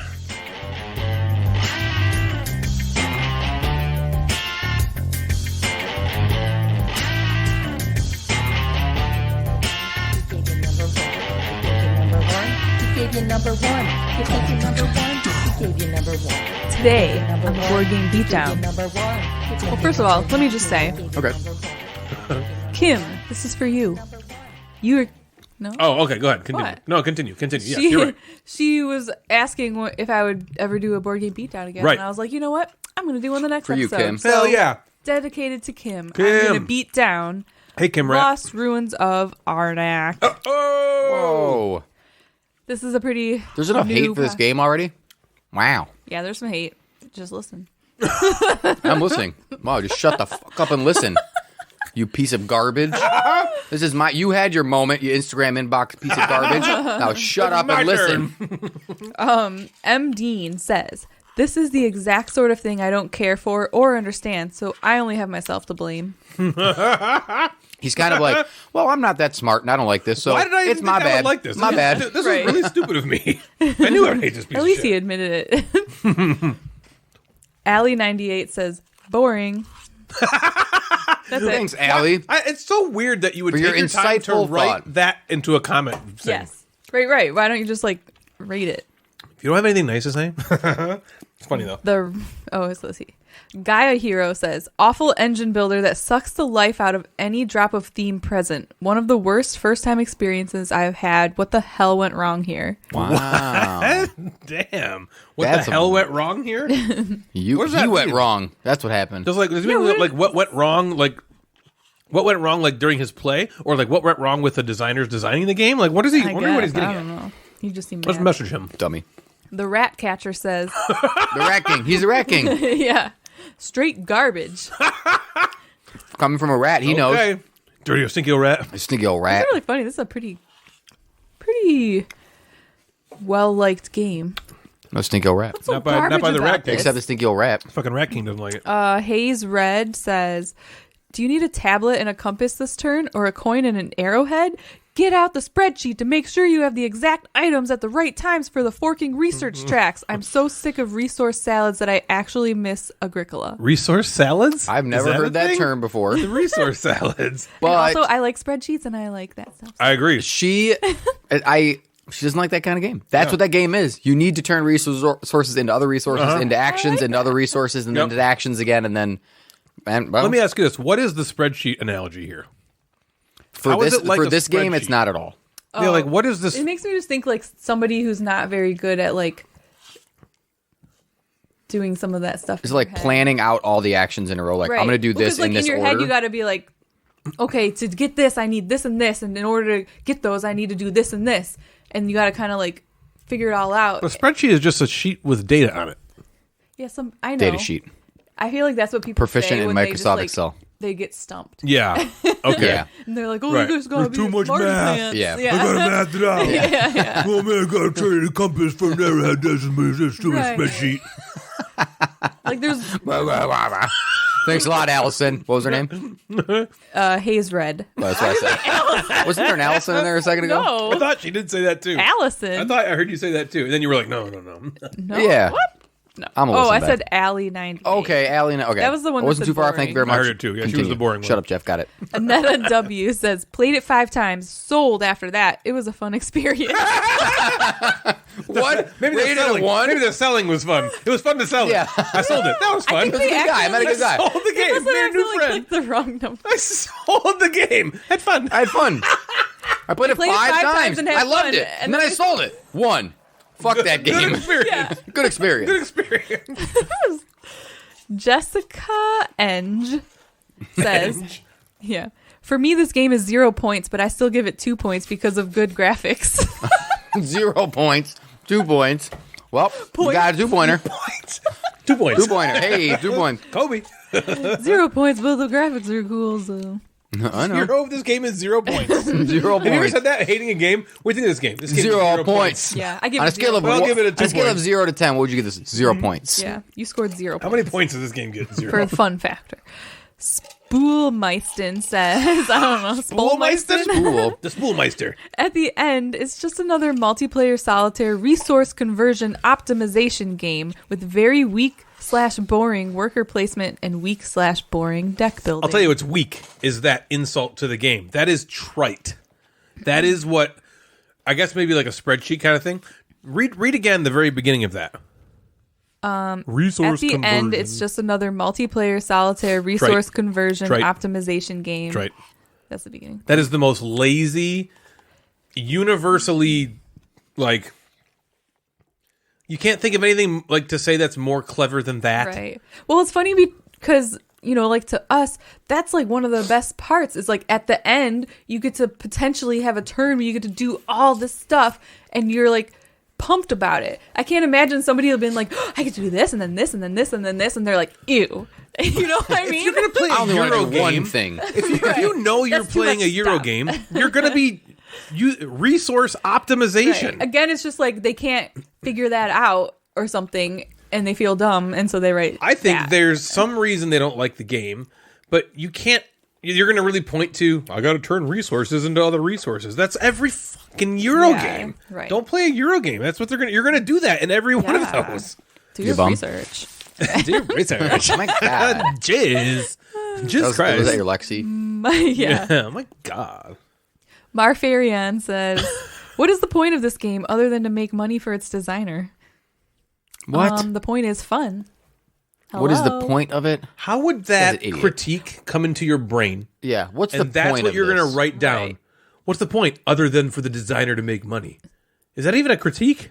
That No. doesn't make any sense. What's the point of this movie other than to make money? What's the point of... Right. Yeah, the actor just Like- wants to make money in his movie. What's the point of that song? Oh, the artist is wants to make money. Yeah. He's got it. What's the point of that podcast? 7 runs right here. So fuck, what are we going to do? Let's hear what Ironweed has to say. All right, Ironweed. Not sure why anyone would like this trash. Oh. He's talking about the Ouch. weeds? Talking about the weeds. I don't know, really understand Jeremy L. Gunter's. Theirs just says 45/60. 45 out of 60. That's not too bad. Yeah, that's pretty good. That C seems like minus. it's better than like a 1 or a 2. 45 out of 60. I give this a is pretty good. 45 out of 60. Like, yeah, 45 out of 60 points. Maybe that's maybe Is that it he 45 played points? with 2 people. He got 45 points. The other player got 60 points. I thought that, or I thought maybe he like won Whoa. 45 out of 60 plays. Whoa, That's a lot. And Played rated that a 1. game a lot. I just watched a video on YouTube about a guy who rated Too Many Bones. And he reviewed it, and he was like, "This game is the worst fucking." He's talking about how terrible it was. He played it 30 plus times before he wrote that review.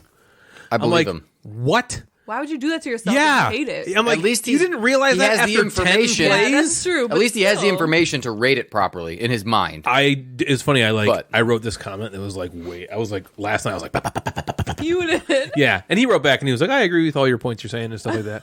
He was nice about it. But I was like, why? I just asked him. I was like, why did you play it 30 times if you hated it so much? You didn't realize until play 30? Oh, this game's terrible. And he was like, what good- was I doing? good point. I'm like, that is a 3-hour game you're playing 30 times just to be like, this game sucks. Don't buy this game. What if he's like, I don't have a life, dude? Mind your own business. What I That'd be wanted great. him If he to just say- tried back, mind your own business, that'd be amazing. That would have been so. Maybe he's like, my wife made me do Yeah, it. that's kind of what he didn't say, and he didn't respond to that exact question. But I was like, it's probably like someone he plays with loves it, and he was forced to play it. Yeah. Anyway, continue. Warren Palucci says it's massively overhyped. Yeah, I mean, If you don't like the game, I understand Definitely why you would think overhyped. that. I can see this game has gotten a ton of buzz. Yes. So I Yeah. can see somebody playing it and then being like, What's so good about this?" I can see Yeah. that. Yeah. I don't hate that one. Nero Tora says it pretends it has a theme unsuccessfully. It tastes like accounting, boring and uninspired. Oh, God. All these people. Quit tasting your game. Yeah, delicious. Also, Cardboard. It's I gonna work fucking- in accounting, and it's not as boring as you think. It doesn't so. taste anything like this. I know what accounting tastes if like. you- I work there. Yeah, Playing a game is as boring as your work. That's rough. It's tough. yeah. Well, usually people in accounting enjoy accounting, so this person Suck it. doesn't. There's a lot of comparisons to spreadsheets, to accounting, to Yeah. work. Well, people, I feel like accounting, like it gets like a bad It's a rap. stereotypical boring job. Yeah, everyone's just like, It's doing "Ugh, math. accounting. You're doing math for your job. But you're not doing math. Yeah. You're accounting, let me just tell you people, you do the most Listen, basic you of people. math. What do you mean you people? You know, it's not a complicated thing. It's Yeah. just how you record transactions for a business. I learned the QuickBooks. You know, it's yeah. Okay. Anyways, I'll just stop that. Is that right? And Noxior says, Noxior. trying really hard to like this. Never could get there. I really dislike it. Oh, okay. Trying really hard to Thanks for all the like reasons. it. I never really did like it. Like they wanted to like it and they just didn't. Trying hard to. And that's how they said Trying it. hard. Yeah. Didn't happen. 0 Yeah. points. I feel like that 1 you're doing point. it wrong. If you're like trying to like it, just let the fucking game happen. If you don't Yeah. like it, you don't like it. If you like Some it, you people like are it. like, everyone loves it, so I want to love it too, but That's I just true. don't. Yeah, that's that's kind you're of right. what I yeah, took that from that it. makes sense. The I'm done. Maz says, The Miz. look in the dictionary under overrated, and you'll find a picture of this game. Whoa, Wow. I A bet we whole won't. lot of nothing. Freaking Sure, liar. it looks great, but the actions are so circular in nature. The deck building is boring. Cyclical. The worker placement Your might be the opinion. worst I have experienced in any game. I know. I personally believe people are being blinded by the production. I wonder, No. without the hype, if I would have liked it more. It's not even fun, and that's my key criteria as to what makes a good game. Once and done. Wait. So you just rag on it, and then you say, well, if it wasn't hype, I might have liked it. Yeah, and then he was like, "It's not even fun," which is my key criteria. It's everyone's fucking key criteria. Why would you want to play a game that's not My fun? key criteria to like a game is fun, and this game is not even fun. Yeah. That's like that episode of The Office where he's like, "You cheated on me when I specifically asked you not to." Bogwan says, Bogwan, Listen to your Bogwan. Bogwan Kenobi. Bogwan. The game is just meh on everything. Meh. Meh on theme, you're explorers of some kind. Meh on deck building, cycle your deck 5 times at most, including the starting hand. Meh on worker placement, you have 2 workers and you might not be able to place both. It's just a resounding meh for me. Ooh, I mean, I have never had a round where I haven't placed my workers, so that comment you was suck pretty meh. at the game. But I will say, like, what? Okay, Okay, that's your opinion, bro. Whatever. Just like Plan your better. opinion, man. Yeah, Plan better. yeah. Be better at the game, dummy. I don't know how to say this. Peshawar. The account. Pochoir. I think we've had that one before, haven't we? Maybe. Maybe. Pochoir. It's like the worst deck building combined with the worst worker placement combined with Splendor and Solitaire. Splendor. What? How is Splendor in this game? Nowhere near that. Nowhere near Splendor. Maybe there's some gems in it. Yeah, there is a red gem in there. There you go. That's Well, what it is. Splendor, you're like creating an engine of resources, but you don't really do that in Arnak. Poor analogy. Yeah. Way to go. Pshaw. Yeah. Pochoir. Compare it to different games, and maybe we'll believe your rating. Probably not though. Dummy. Dumb. Raikkonen. I think. Raikkonen. Okay. Hate that red, yellow, green, blue components. Graphics are good though. You just That's hate the colors? You hate the colors? You Hate rated the it a 1? red, yellow. hate the Every colors game of is red, yellow, green, and blue. I know. This guy just You go gets to so like a angry. game that has those colors and say you hate it. Where's purple? The red, yellow, green, and blue in this game is awful. Who hates a game and rates it at low rating just because of the colors? But then immediately Just says the graphics are good. Yeah. Yeah. I don't like the colors. The graphics are good. 2 points. Don't the graphics trump the colors? Nope. Not for that guy. Okay, you colors. hate it so much. You're going to write a comment. I hate the Yeah, red, they use the word hate. yellow, green, Yeah. and blue. But the graphics are fine. Send it. Same. Good One. graphics. Me Day says, Oh, I know this guy.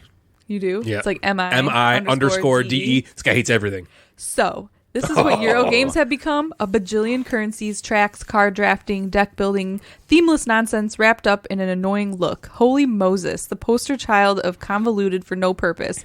Why do they even bother to put a theme in a tagline for this? What? I think So this is what Why do Euro they even games bother to put have a come So theme to. in this No, guy, is just I the know type- this is a guy. different He game. is like a curmudgeon. He's like a. I think he's older. Okay. And I think he's like a purist. You know those guys like in the war game forums who like if you happen to call Menmar 44 a war game, you know they're Yeah, like you're- you. yeah. That's this me day. That's like that kind of crap. All right, continue. Eating. I just took a bite. Okay. Okay, this is the last one. My Worker Planet, Worker Planet. 1965. I wish. Would There you say actually is Karen, Worker Planet. 1965? My Karen. My Not Karen. like Karen. Keran.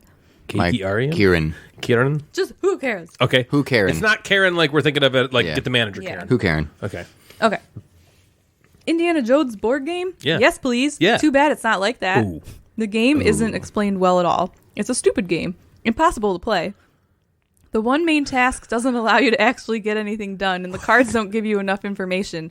Activate a site? What site? Activate a site you own? How is that determined? Research? Why? How? Buy a card? Why? There's not enough time to get all these things done. Stupid. Oh my Stupid God. for buying it a second time. Stupid. Not enough coin to do anything. No way to actually get coin. Pass. Absolutely ill-conceived and obviously poorly written manual makes for a complete mess of a game. So this woman has no idea how to play this game. So basically, they're just like, they did not understand the rules at all. And then they sold it and bought it back. I think that They is bought it Karen. back. I think that Karen is bought it. Yeah, Karen. maybe it is a Karen. That is a Karen. She just put an E instead Played of an it. A. Stupid. I bet Stupid. that this Karen called CEG and was like, listen, your rule book is absurd, How and I can don't even know anyone how to learn play this game. Oh, get coin? How do you get coin? Where's the coin? Where do you get the coin from? I can't get coin. Yeah, and it's like... I'm going to sell. What? You know what? I'll The give them another sites? chance. How about I'll buy just it look again. at the sites? They're right there. They're on the board. Stupid. What Stupid. sites? Stupid. How do you even learn this Stupid. game? The manual doesn't teach you anything. Do you remember a while back when I did a beatdown? Yes. I don't remember if Me it was too. for like a Zool or something. I remember but that. I looked at I didn't just look on BGG. I Yeah, looked at Amazon. and there was somebody on there who was just like, it was like a Zool or something simple, and they were just like, this is way too hard to The understand. hardest Don't thing buy I've ever... this game, Yeah, you know? that's like what... That This is so felt like an complicated. Amazon... Wasn't that Yeah. like Aunt Pat? Yeah, that felt like an Amazon review. Yeah, totally. Yeah, it did. That's crazy. So how do you feel now, Lost Yeah. Ruins of Arnak? You've had it too good for too long. Yep. You've been beaten down. Probably still pretty good. I think so too. Pretty good. Yeah. Here we are again for another installment of the Gamecasters Essentials. The idea behind this segment is that these are games that all three of us unanimously agree are likely good for most everyone. That's not to say everyone will love them, but these are games that, if you don't have a collection, would be pretty safe bets to purchase sight unseen. We have 6 essential games already, which are Bonanza, The Castles of Burgundy, Strike, Just One, The Quacks of Quedlinburg, and Istanbul. Now on to the 7th game to reach the upper echelons of Gamecasters fandom. The next installment in our Gamecasters Essential line is Underwater Cities. Yay. Underwater Cities is a game designed by Vladimir Sukiatumi, baby, and comes in at a heaviest essential game in our storied catalog so far with a BGG weight of 3.6. Well, the next word I have is which. A BGG weight of 3.6, which, if you don't know anything about how BGG weight works, that's about middle heavy-ish. Underwater Cities makes this list because Natalie and Jeff love it, and I like it enough to not dare cross them, lest I be thrown into the chasmous depths of the water that bears thy name. You love it too. No, seriously, this game is a freaking gem. It's 1 part terraforming Mark and 1 part worker placement. You have to manage cards in your tableau and cards in your hand. Do I take that action on the board? I really need to, or do I wait because I have no cards matching the color of that action? The game really hums along, and it always feels tense and exciting. Making the actual cities on your personal player board is amazing, especially when you get to place one of those red clitorises on the board. You feel so accomplished. The expansion adds a lot of variability to the game with the modules. And you know what? This is Jeff's favorite game of all time. I'm going to pass the mic. Jeff, why don't you tell us why this game is essential? It's real good. Let me tell you. This game is weighted 3.6. What'd you say? How'd you say it? Yeah, I said 3.6. Okay. 3.6. This Here's the game sitch. hit for me instantly. Yeah, us too. And the three of us had a little bit of a debate on whether or not we should put this game in our essential list because of how heavy it actually is. Yeah. Is it essential to have in a collection? And I think having a wide range of games is essential. And this, if you're starting a collection, this could be the heaviest game that you own. Maybe, until you buy a Vitalis Lacerda game. Yeah. Mm-hmm. But this could be the heaviest game that you own. So you might not see something even heavier than this until later in our collection. But at heart, this game is hand management, it's worker placement, and it's an engine builder. It's Just another resource conversion. Just another. What do people say about this game? People say it's spreadsheet and you got to keep track of everything, but I like doing that. The reason why this game hit me and gave me the feels all over my finger pads and my pants strangle area hands. yeah, And the what? is Strangle hands. the combination of the card play and the worker placement is so satisfying. Juicy. The combinations that you can create in this game are so satisfying. Juicy. When I put a juicy worker on A satisfying space. the red spot, on the satisfying red spot, and I have a red card that creates this amazing combo, or now awesome. this red card that I can now play out that gives me endgame scoring, or that creates another piece of an engine, is so satisfying to try to create those combos. Totally. It also makes every play that I've ever had feel different because the cards in your hand should be dictating your strategy and should be dictating where you put things. For sure. But also doesn't have to. If you need to do something, you just get rid of a card. Yeah. It's not forcing you down a path, but it's guiding you there. The expansion is too expensive, but worth it because you get the awesome boards.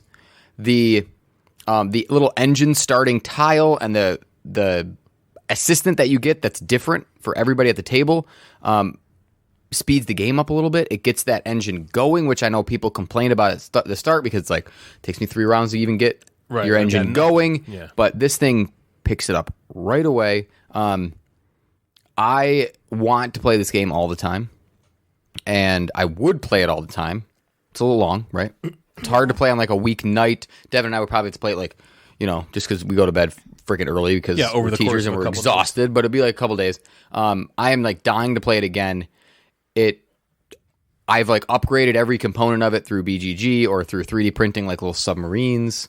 It's a game that I think belongs in an essential collection because it is essential. It's a game that you can bring out at game night and it will be different every time you play it. People who love games will want to play this because it's a gamer's game. So now we have things like Bonanza that you can play with grandma and have fun and have like laughs, right? Castles of Burgundy to get your friends from step 0 to step 2, right? There's a good step. You have your just ones, your party games, things like this. And now this is, your friends have gotten to a point where they want to see what's a big, heavy game like. And I think this one is great. Wow. Underwater Cities. How are you going to follow that? Mangy Tangy, what do you got? Oh, we should be married. How are you going to follow that shit? Well, Do you have anything else to add? That was pretty good. You got this. That was pretty good, Mangy boy. Tangy?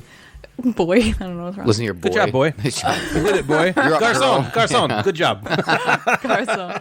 Yeah, I mean, I ditto what Jeff said. I mean, Nice. no, I think this game, if you're looking for a heavy game that's an essential, this is the heavy game that's an essential. And I agree with Jeff. It's like definitely one of the heavier games without going into like Vital Lacerda territory, because that's just like out of this world heavy Out of this kind world. of thing. Like this is like on a Mars, out of this heavy, world. very heavy, but like in a different way, I guess, I remember when we first got this game, and I think I've told this before, but like I was kind of in like a bad mood and not really wanting to play a game, and like Ryan like set this up and taught it to me, and I was just like, whatever.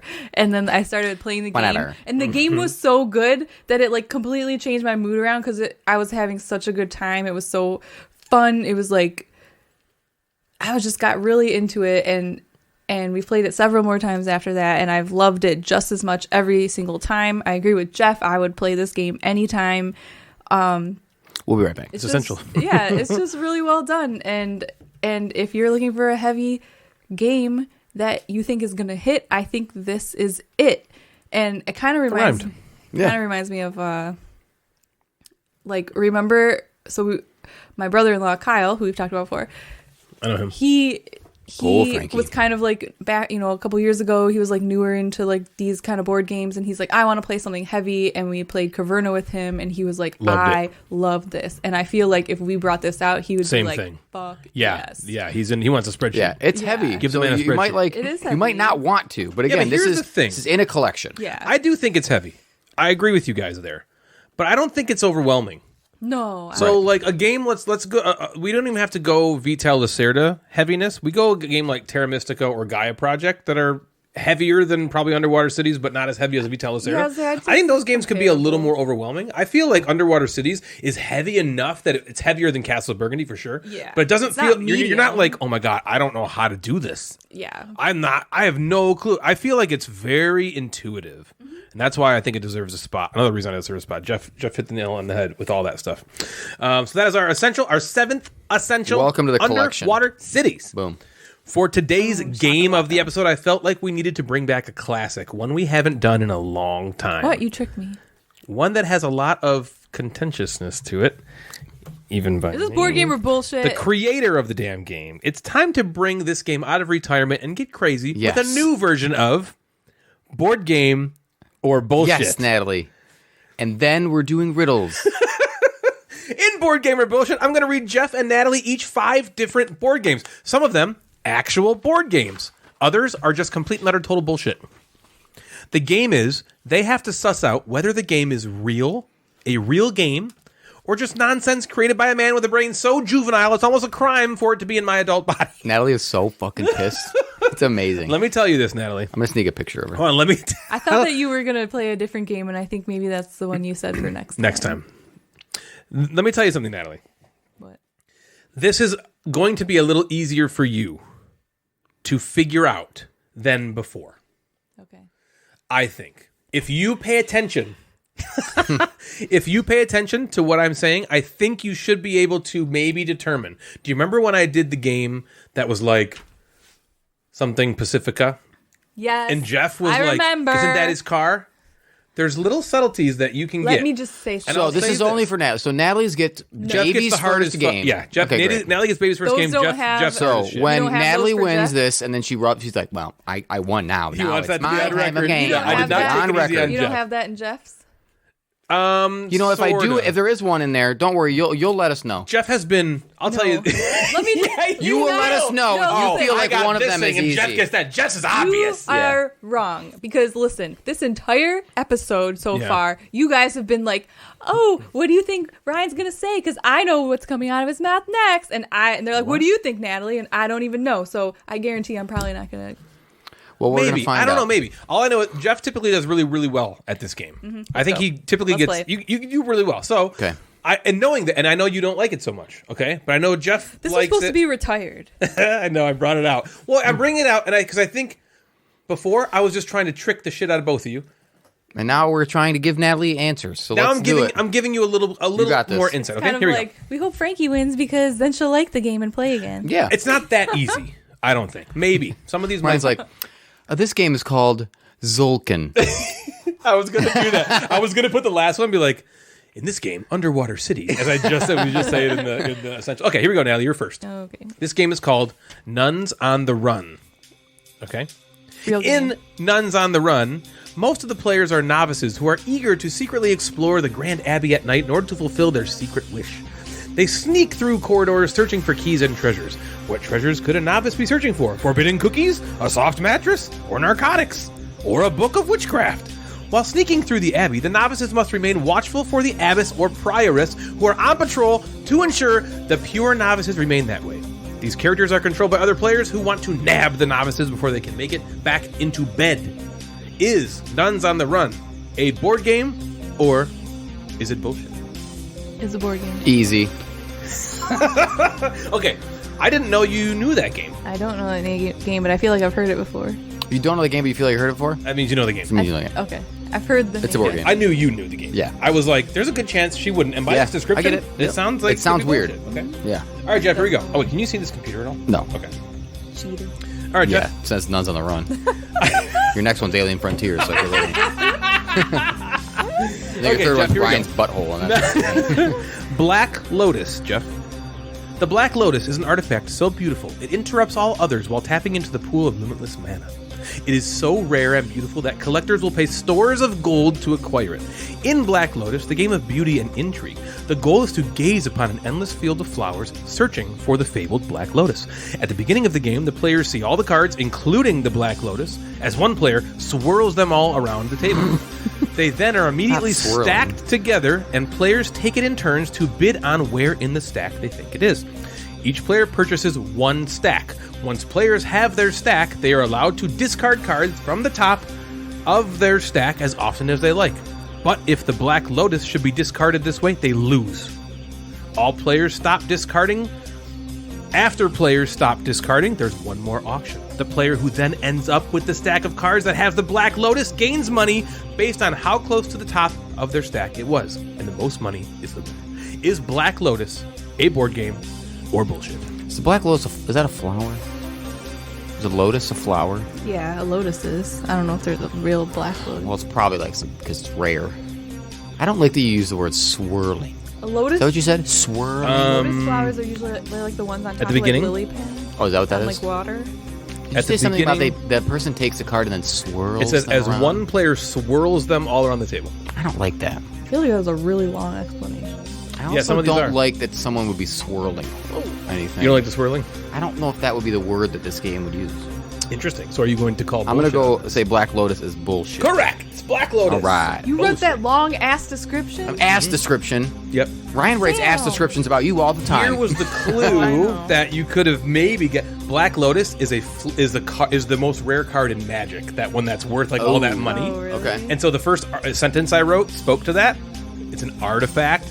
Interrupt. I went with and the word mana. swirling. Swirling worked. Yep. Swirling Dervish. All right. Sterling gave it away. Are you ready, I Natalie? don't You ready for the Yeah. next one?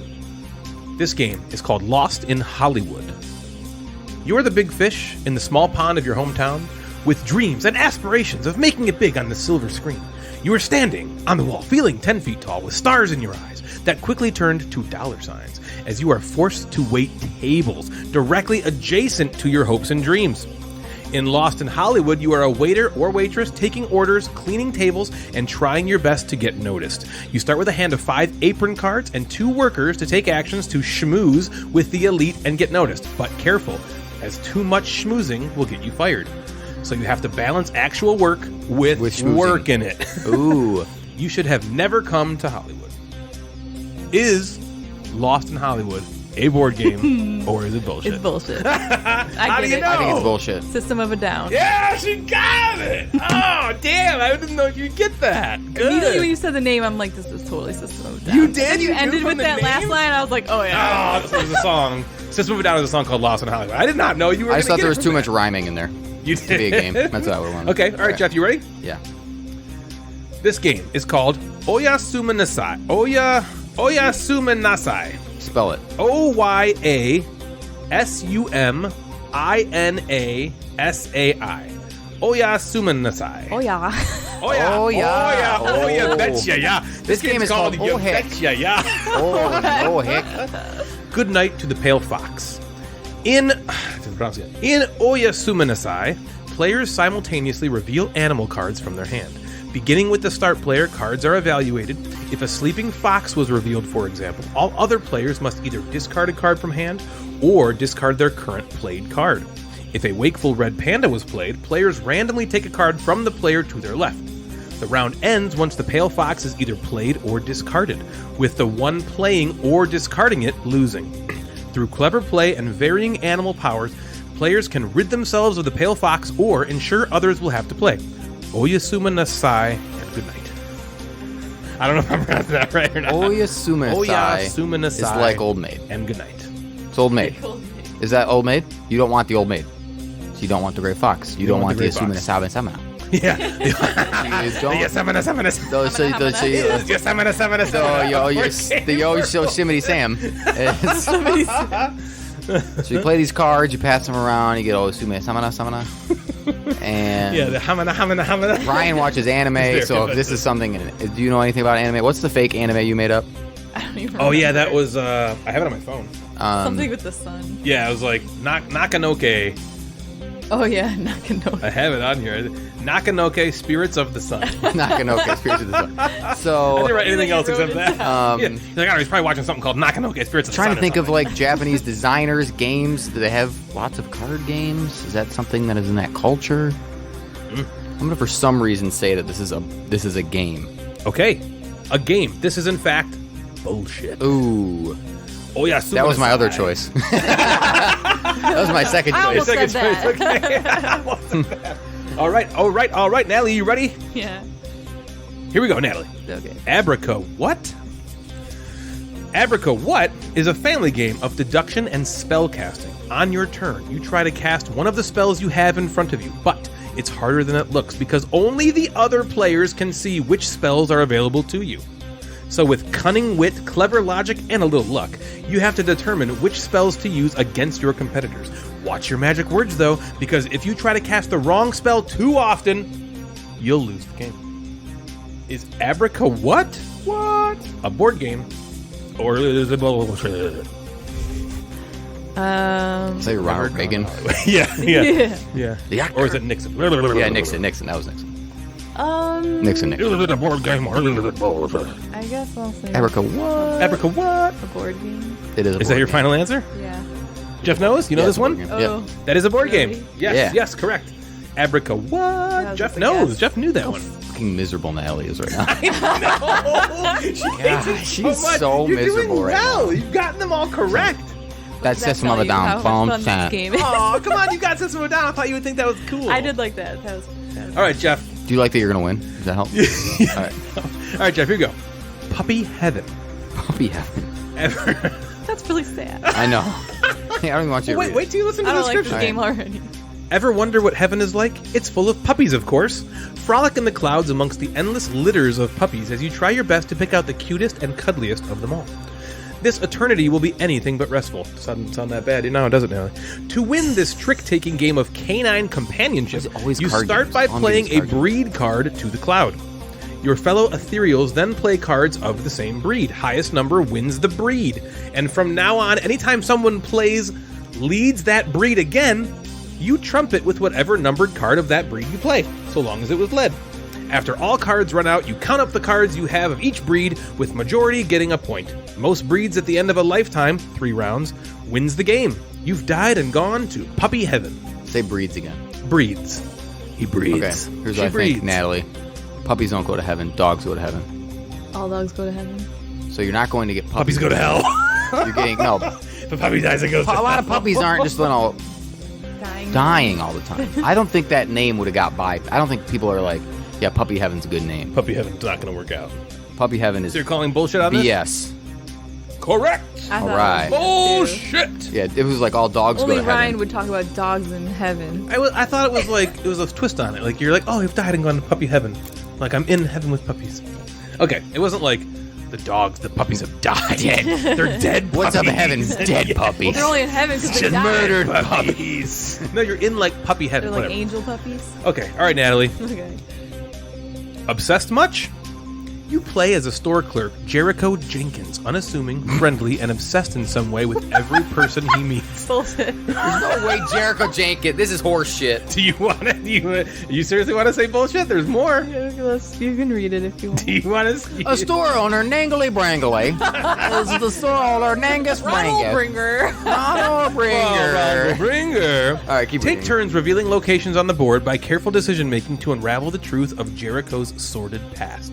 Why does he seem to become obsessed with every person he meets? What happens to them because of his obsession? If you can be the first to correctly unlock the mystery, you will win the game. But after hearing and learning everything there is to know about Mr. Jenkins, did you really win? Still bullshit. You sure? Leroy Jenkins. It's bullshit. It's bullshit. Sounds like His name was the Jenkins premise- That was a Jenkins. really good premise description. The moment you of were the like- show you. It is. It is. That was your clue. But you said Well, also Well, Jericho because his name was Jericho Jangling Janger. That's like a made-up name. No. Plus, That is a what- fantasy plus- made-up name. You just Well, yeah, that's a described you. board games are fantasies. All right. Yeah, Steve Rule's You just fantasies. described Yeah. what's his name? Joe Goldberg. Yeah. Yeah. Is it? Yeah. This, All right, that Jingly was Jangly. supposed to be your clue. There was, if you thought about it, I guess Jericho Jenkins apparently was just impossible to fathom that it could be a real Nangla name. Bringly. Well, be it. Jenkins is a She got normal it. name, and Jericho is a Jericho normal Yeah, but name. Jenkins combined, and it's me. not. Bungle and Bringer are neither of those are normal. Right when you said that, me and Jeff looked at each other like, no. I know. That's not, all right, here we go.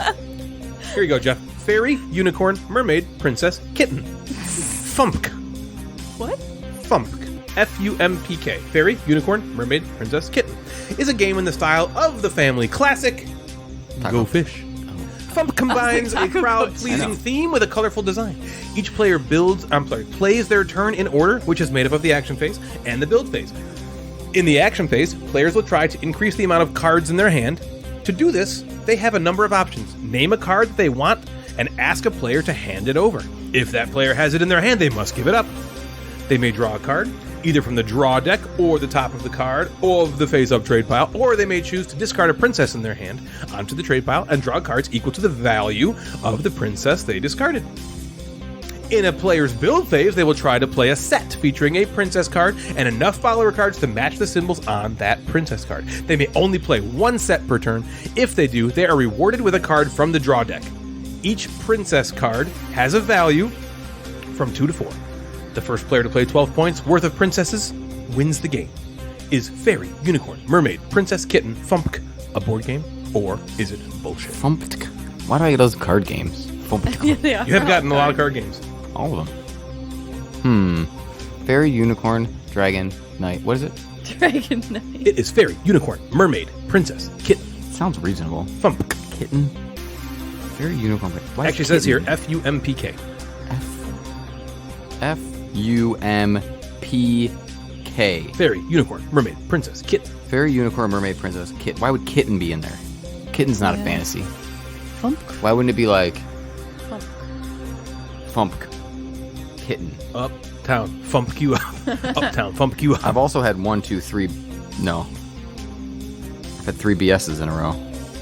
Could he be 4? I'm going to say it's bullshit. Fump is a board game. Damn. It is? Yes. Fairy, unicorn, Man. I thought it mermaid, was princess, bullshit, kitten too. Go Fump is a board yourself. game. Why didn't you say Natalie bullshit wins. like right away? Natalie wins. She can't lose? Yep, Nangly Brinkley wins. There you go, Nangly Look at her Brinkley. face. She's I'm just like, oh. No. kinda I'm silly. so. Oh, I guess if we have to play this again, it'd be fine. If we have to, like every once in a while, I The guess reason it's it was fine. okay was because you put in little clues and that was fun. Okay, there's 2 more and I'm getting through them. I fucking spent time on All this. right. We're going to play. I was going to say, this seems like a lot of work. All right, Natalie. Surprised The me. Divine Wind. A dexterity battle of martial Gotta farts. be fucking said kidding me. wind. It's out. It's BS. Move on. It's a BS. game about farts. Yep. Come We all on! know it. Let me read the explanation. We all know it's about farts. Let me Next. read it. Let I got it right. Yep. me read it. It's about farts. The Divine Wind is a lightweight dexterity game where you play as samurai, reads it anyway. taking to the battlefield to engage in the ancient tradition of higassen, or fart battling. That's the most obvious thing in the world. You will ride your horse around the I wanted battlefield, you to wanna play this positioning your posterior to blow away your opponents with your superior flatulence, using bean buns to increase your strength, Bean sake buns. to increase your duration, and special cards to tip the battle in your favor. You will fight to be the last samurai standing. Every card that is not used becomes a shield to protect from your opponents. With positioning and good old flick of the wrist, you will corner your opponents, pierce their defenses, and blow them down with a divine wind. I might actually throw the cards in this fake ass Is game. the divine wind? I didn't even get through wind, and Jeff was like, Bullshit. "Fuck that." As soon as I divine one, I'm like, this is okay. Divine Wind, a dexterity battle of martial farts, is a board game. No, it's not. Google it. Martial farts. That's not. Did you Google games about farts? You did not. Sure did. I'm looking it up. Games about farts. Well, I got one wrong. The Divine. You trickster. Here, look. Man. The Divine Wind, a dexterity battle of martial farts. It has a 4.0. 2 points. It came out in 2016. It's got a 4.0 got grade 4.0 point average. That's good. That's ridiculous. All right, Jeff, see if you can do this. All right, game about farts. I can make it closer. Penis camouflage. Oh, What? The goal of the game is to disguise an offensive image, Penis camo. such as a penis, as a harmless drawing. Create a challenge by combining one of the penis stamps with a theme. I'm sick of drawing whales throwing up. Select one player to begin as the judge. The judge stamps everyone pad of paper, declares a theme for the round, and starts the sand timer. So there's like a penis stamp, okay? Boom. So they stamp it and say penis, and then they're Players like must mountains. draw quickly to transform the image before the time runs out. The judge selects a winner, and a new judge is then chosen. Play continues until everyone has had their fill of penis. Of penis. Penis camouflage. Clarity. I'm just gonna say it's a game because I want it to be a game. It is a game. Yeah, penis. Penis You look up camouflage fart is a game, you game. look up penis Yeah, game. dick game, fart Yeah. game. I like that you called out Divine Wind as bullshit, and it wasn't. I'm sure you love that. I did love it because you called out my Jericho Jenkins as bullshit. Now I worked I was hard right on that. about that. Rongo Bringer starts his own business and he's walking around Yeah. the town of I don't see Brewlington. what's wrong with Jericho Jenkins. Jenkins? That just seems like something you would use. It sounds like Leroy Jenkins. Jenkins is like a normal name, I No. thought. Listen, Jenkins. In today's good. top 5, we're doing our top 5 games to play around All Hallows Eve. And you better hurry if you want to play these ones because it's in a week, damn it. Let's get it started with this spooky list. We'll go Jeff, me, Natalie. Jeff, what's your number 5? Halloween themed game. This is Halloween. This is Halloween. I'll go with the Halloween game, in my opinion. Betrayal at the House on the Hill. Betrayal at House on the Hill. That's a good one, dude. It's just, I feel like it's the Halloween game. When I think of Halloween, I think of this. Tis. It's like haunted house. Yep. Always something spooky happening. You have idols and Boys becoming things men. and boys becoming men. Men Men becoming becoming wolves. There's lots of stuff happening. Men could become wolves in this game. If there was a werewolf bar mitzvah like scenario Expansion pack? to that, I'm in. I would totally play that. It's spooky scary. Yeah, it's it's great. It also just comes with a lot of laughs. There's a legacy version that's also very cool that you could start on Halloween or play it every Halloween from now until 2050. Yeah, right. Never seen the same one. But yeah, Betrayal, I feel like in my head when I think of Halloween, that's it. Set the lights, set the mood. Have a little set those lights. For sure. Have some candy corn. I don't know what else Halloween I shit. love Yeah, I like candy corn. Yeah. Candy corn It's pumpkins. number one candy. Those are good. Yeah. All right. Number 5 for me. First of all, my list has a lot of games in here have names like Die, Death, Yeah. Mad, Fear. Yeah. So number 5 for me is Cthulhu Death May Die. Yeah. Again, pretty much Kill the death. anything in like anything in like the Lovecraftian universe is probably pretty fair Yes. to Yeah. put on a list of Halloween games. That's my number 5. Monsters and- Natalie, what is your number 5? So my number 5 is the only one on my list that isn't actually like kind of spooky, scary, but it does relate to Halloween. I know what it is. I can't wait. It's called Candyland. I knew what? It has candy. Oh my god! It's a land of candy, and Halloween You got it. for kids is all And about you're the trick or treating candy. at Gingerbread Corner and Gumdrop Lane. Exactly. Boom. Oh man! Candyland. All right. Candyland. Oh, I got to think of another number 4 because that was my number 4. Damn. That was my number 1. How do I fix it? What do I do? All right, Jeff. What's your number 4, man? My number 4. I'm trying to go a little bit Wait, hold on one off sec. the beaten What did path. you Not with think I was gonna Candyland. Not Candyland. Not Candyland. Okay. Anything Well, you tell but me later. I Candyland. will. Write it down. I'm trying to think of some games. There are always these games that I think come up a lot, like Arkham Horror, like Betrayal. Yeah. I'm going to go with a game that I reviewed a while ago called Caritos. Ooh, Caritos. And Caritos is a game where you're literally Portuguese monsters stealing villagers out of the Oh, village. that's right. What is more Halloween fucking spooky. scary? And a lot of these things are. I know it's like a Portuguese festival. But you think of like they're dressing up, they're Festivus. stealing humans. This is like That's this is freaky. the Reminds me of, spirit like, of Halloween. Krampus. It's stealing villagers. Freaky and deaky. So I think in the right setting, also the little standees are like those acrylic see-through. That's cool. Yeah. Standing things which are cool. Those are cool. They're painted beautifully. It's Caritos. I'm just happy you gave me a vehicle to say Caritos again. Caritos, I liked yeah. that episode. Number 4 for me is another Lovecraftian game. One of my favorite games of all time. It's called Mansions of Madness. Yeah, I thought the mom would be on there. Yeah, absolutely. The Absolutely. mom and the Absolutely. dad. Mom Bassa. Dad Bassa, Grand Bassa. All right, Natalie, what's your number 4? My number Shoots and 4 ladders? is no. That's 3. My number 4. I'll give you a clue. Brains. Just kidding. It's called. Just kidding. It's called called Zombies. Run, Fight or Die. All right. That was like the cutest. He's like, Brains. Just kidding. Zombie's like, brains. Yeah, that's Scarlett. Next time we have them on the podcast, we should have her do her like monster impression because she literally It's so she'll be funny. like brains or something, and it's like the She creepiest pretends thing to be ever. a zombie, and it's really funny because we're like, "What's your favorite food, zombie?" And she's like, "Chocolate and M&Ms." We're like, "What do you like to do?" And she's like, "Pooping and peeing." That's Well, that's what monsters it's do. really funny. That's what they do. It's really funny. All right, Jeff, what's your number 4? My number. Wait. No, 3. Number Number 3. 3. My number 3 is a game about witches. Which Broom is get service. It's broom stitches. service. Broom service. It's broom Oh. service. You're a freaking witch Witches flying get around. stitches. What's more Halloween than witches? That's a very That's Halloweeny the themey. exact Other than definition of Candyland. That's a Halloween. Halloweeny themey, Yeah. Right? Candyland is number 1. I don't know why that wasn't your number 1. Yeah, that is a broom service is a pillow screaming, anger inducing Yep. blast for me. I love that game. It's fun. I agree with everything except the blast Yeah, part. man, it's so fun. Broom That's service. awesome. Very cool. Number 3 for me is a game about brains called Run, Fight, or Die. Oh, okay. I didn't do honorable mentions either, so I don't have anything to fill it in with. So if we have crossover, that's just what's going on. All right. What's your cool. number 3, Natalie? My number 3. I don't think I've ever played this game, but I'm gonna say She it said anyway. this earlier. She's like, we're doing a I've top never 5 played spooky this. games. Can we include games we haven't played? I'm like, that's in your top okay. 5? Yeah, I Yeah. guess. A game that But it fits the theme really well, and that's why. And it's called Abomination. Yeah, okay, Yeah. that's a good one. It's the Frankenstein. Kind of, yeah, Frankenstein game. Frankenstein-y, creepy Spooky scary. game. Boys becoming men. Men becoming wolves. Okay, very good. Abomination, the Heir of Frankenstein. Yep. Nice. Well, tell us about it, Natalie. Well, I've never played it, but Yeah.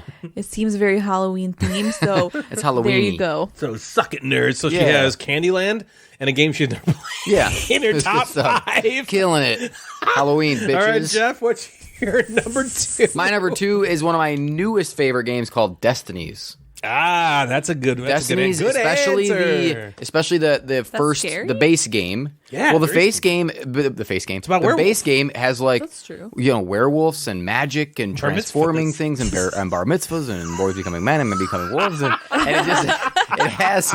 And then it's also like if you play it on the app has this like kind of eerie music in the background as you're going to these places. People Yeah. are dying. It's very spooky. No, it's it's got a spooky spooky scary. feeling. Yeah.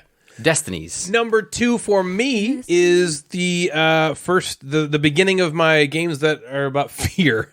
And this one is fear of tight spaces, and it's called claustrophobia. Good Claustrophobia is about being in the catacombs and fighting against demons.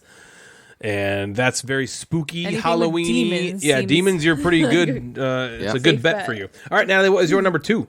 My number 2, and I'm proud of this one, is You're not proud of all of them? Dark Stories. That was the one I thought you were going to say for number 5. Yeah. I feel like that's a great Halloween one a good because one. you're just talking about these Dark messed stories. up dark stories, usually about something weird or murdery or death and dark. My Yeah, you're right. gosh. Always murdery. Very good. All right, Jeff, we've made it, man. Number 1. What's That number was going to 1? be Dark Stories was going to be my number 1. I'm going to make a switch. I'm going to say Calling an audible. either the Mr. Jack Pocket game or Mr. Jack. Cool. Oh yeah. Dark setting, one-on-one, Very good. trying to hide, trying to sniff somebody out. Again, you could dim the lights, you could put on some music. Yeah. You could put on the Sherlock Holmes Sherlock Holmes in the music. background Fatty Cop Man. and Fatty Cop Man is Jack Fatty the Ripper. Cop Man. I don't know. I think it's just got a cool theme. I feel like it goes along with the dark kind of Halloween atmosphere. Sure. Yeah. Very So good. Mr. Jack / Mr. Jack Pocket. Like it. Number 1 for me is a game I don't own anymore, but it's about fear. And this was a game I remember when I bought it. I was like, it didn't stay in my collection, but if it did, I was like, this is a game I would only play this on Halloween. And you put these glasses on that completely take away your vision, and you're playing with your touch. And it's finger called pads. Nyctophobia. Yes. Little finger pads. I was trying to think of the name of that Nyctophobia seems like such a great game to play on Halloween. Yeah, it does. Again, you're blind, and most of you are just feeling around in this forest, with your little finger pads where you are, and then one person is the axe murderer trying to kill you Right. and chase you down, and it's freaky because you can't see shit, and you're just trying to get through, and you got to communicate with your people like, okay, I think I'm in the corner, and they're like, oh, you got to get to the car, which is on the other end of their board, and so that's my number 1, Nyctophobia. Natalie, what about you? Good choice. Thank you. My number 1 is Horrified. It's got all the classics. Yep. Dracula, Frankenstein, Yep. werewolf, vampire. Mitzvah. Spooky. Dracula's a vampire. But you know what I Boys. mean. Yeah. Boys, men. yeah, I think men, that's just- wolves. That's the number Invisible 1 Man. for me. The American version. Yes, the American version just Yeah. came out. I have to actually send that to our good friend Steven. Yeah. Okay. And I did play that, FYI. You did play that one. We played that I one. wanted to give a shout out to this geek list on Board Game Geek. I will list it in the show notes. This game is the geek list for Halloween games. There are 22 pages, each page with 25 games on it. So 25 times 22, whatever the hell that is. That's Some a lot big of number. games. And these are all really good games that you can play that are themed in the spooky Halloween-y kind of theme. So again, I'll list that in the show notes.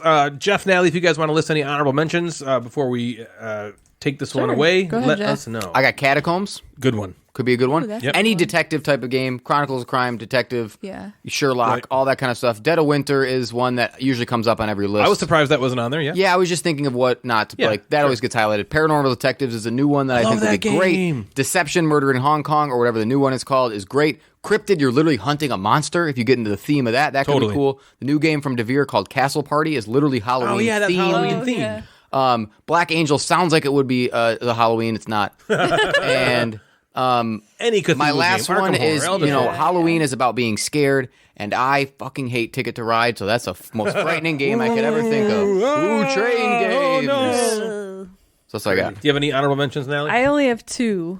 Skull Yeah. and It's Ghost like Day of the Dead stuff, I think. Stories, which I thought one of you would have. Yeah. Yeah, I thought about Ghost Stories. Yeah, Ghost Stories is a good one. It's Yeah. about ghost stories. It's about, ghosty stuff. Very, very, very cool. So that's going to do it for us tonight, everybody. If you'd like to get a hold of us, you can find us on Instagram at Gamecasters or at Mad Board Gamer. Both of those accounts service the podcast. We also have a Facebook group. Just search Gamecasters and you'll find us there. You can also email us at thegamecasterspodcast@gmail.com. If you like the show, we'd love it if you consider giving us a rating on Apple Podcasts or anywhere else you listen that allows you to rate us. We've also got a Patreon. If you want to support the show, feel free to head on over to patreon.com/thegamecasters. There's also a merch store where you can find all sorts of different Gamecasters, Mad Board Gamer, Gateway gear. So head on over to thegatewaynetwork.com/store. Please follow me and consider subscribing on Twitch at twitch.tv/Gamecasters. So for Natalie and Jeff the Mad Board Gamer, I'm Ryan, and you have been listening to The Gamecasters. Good night, everybody.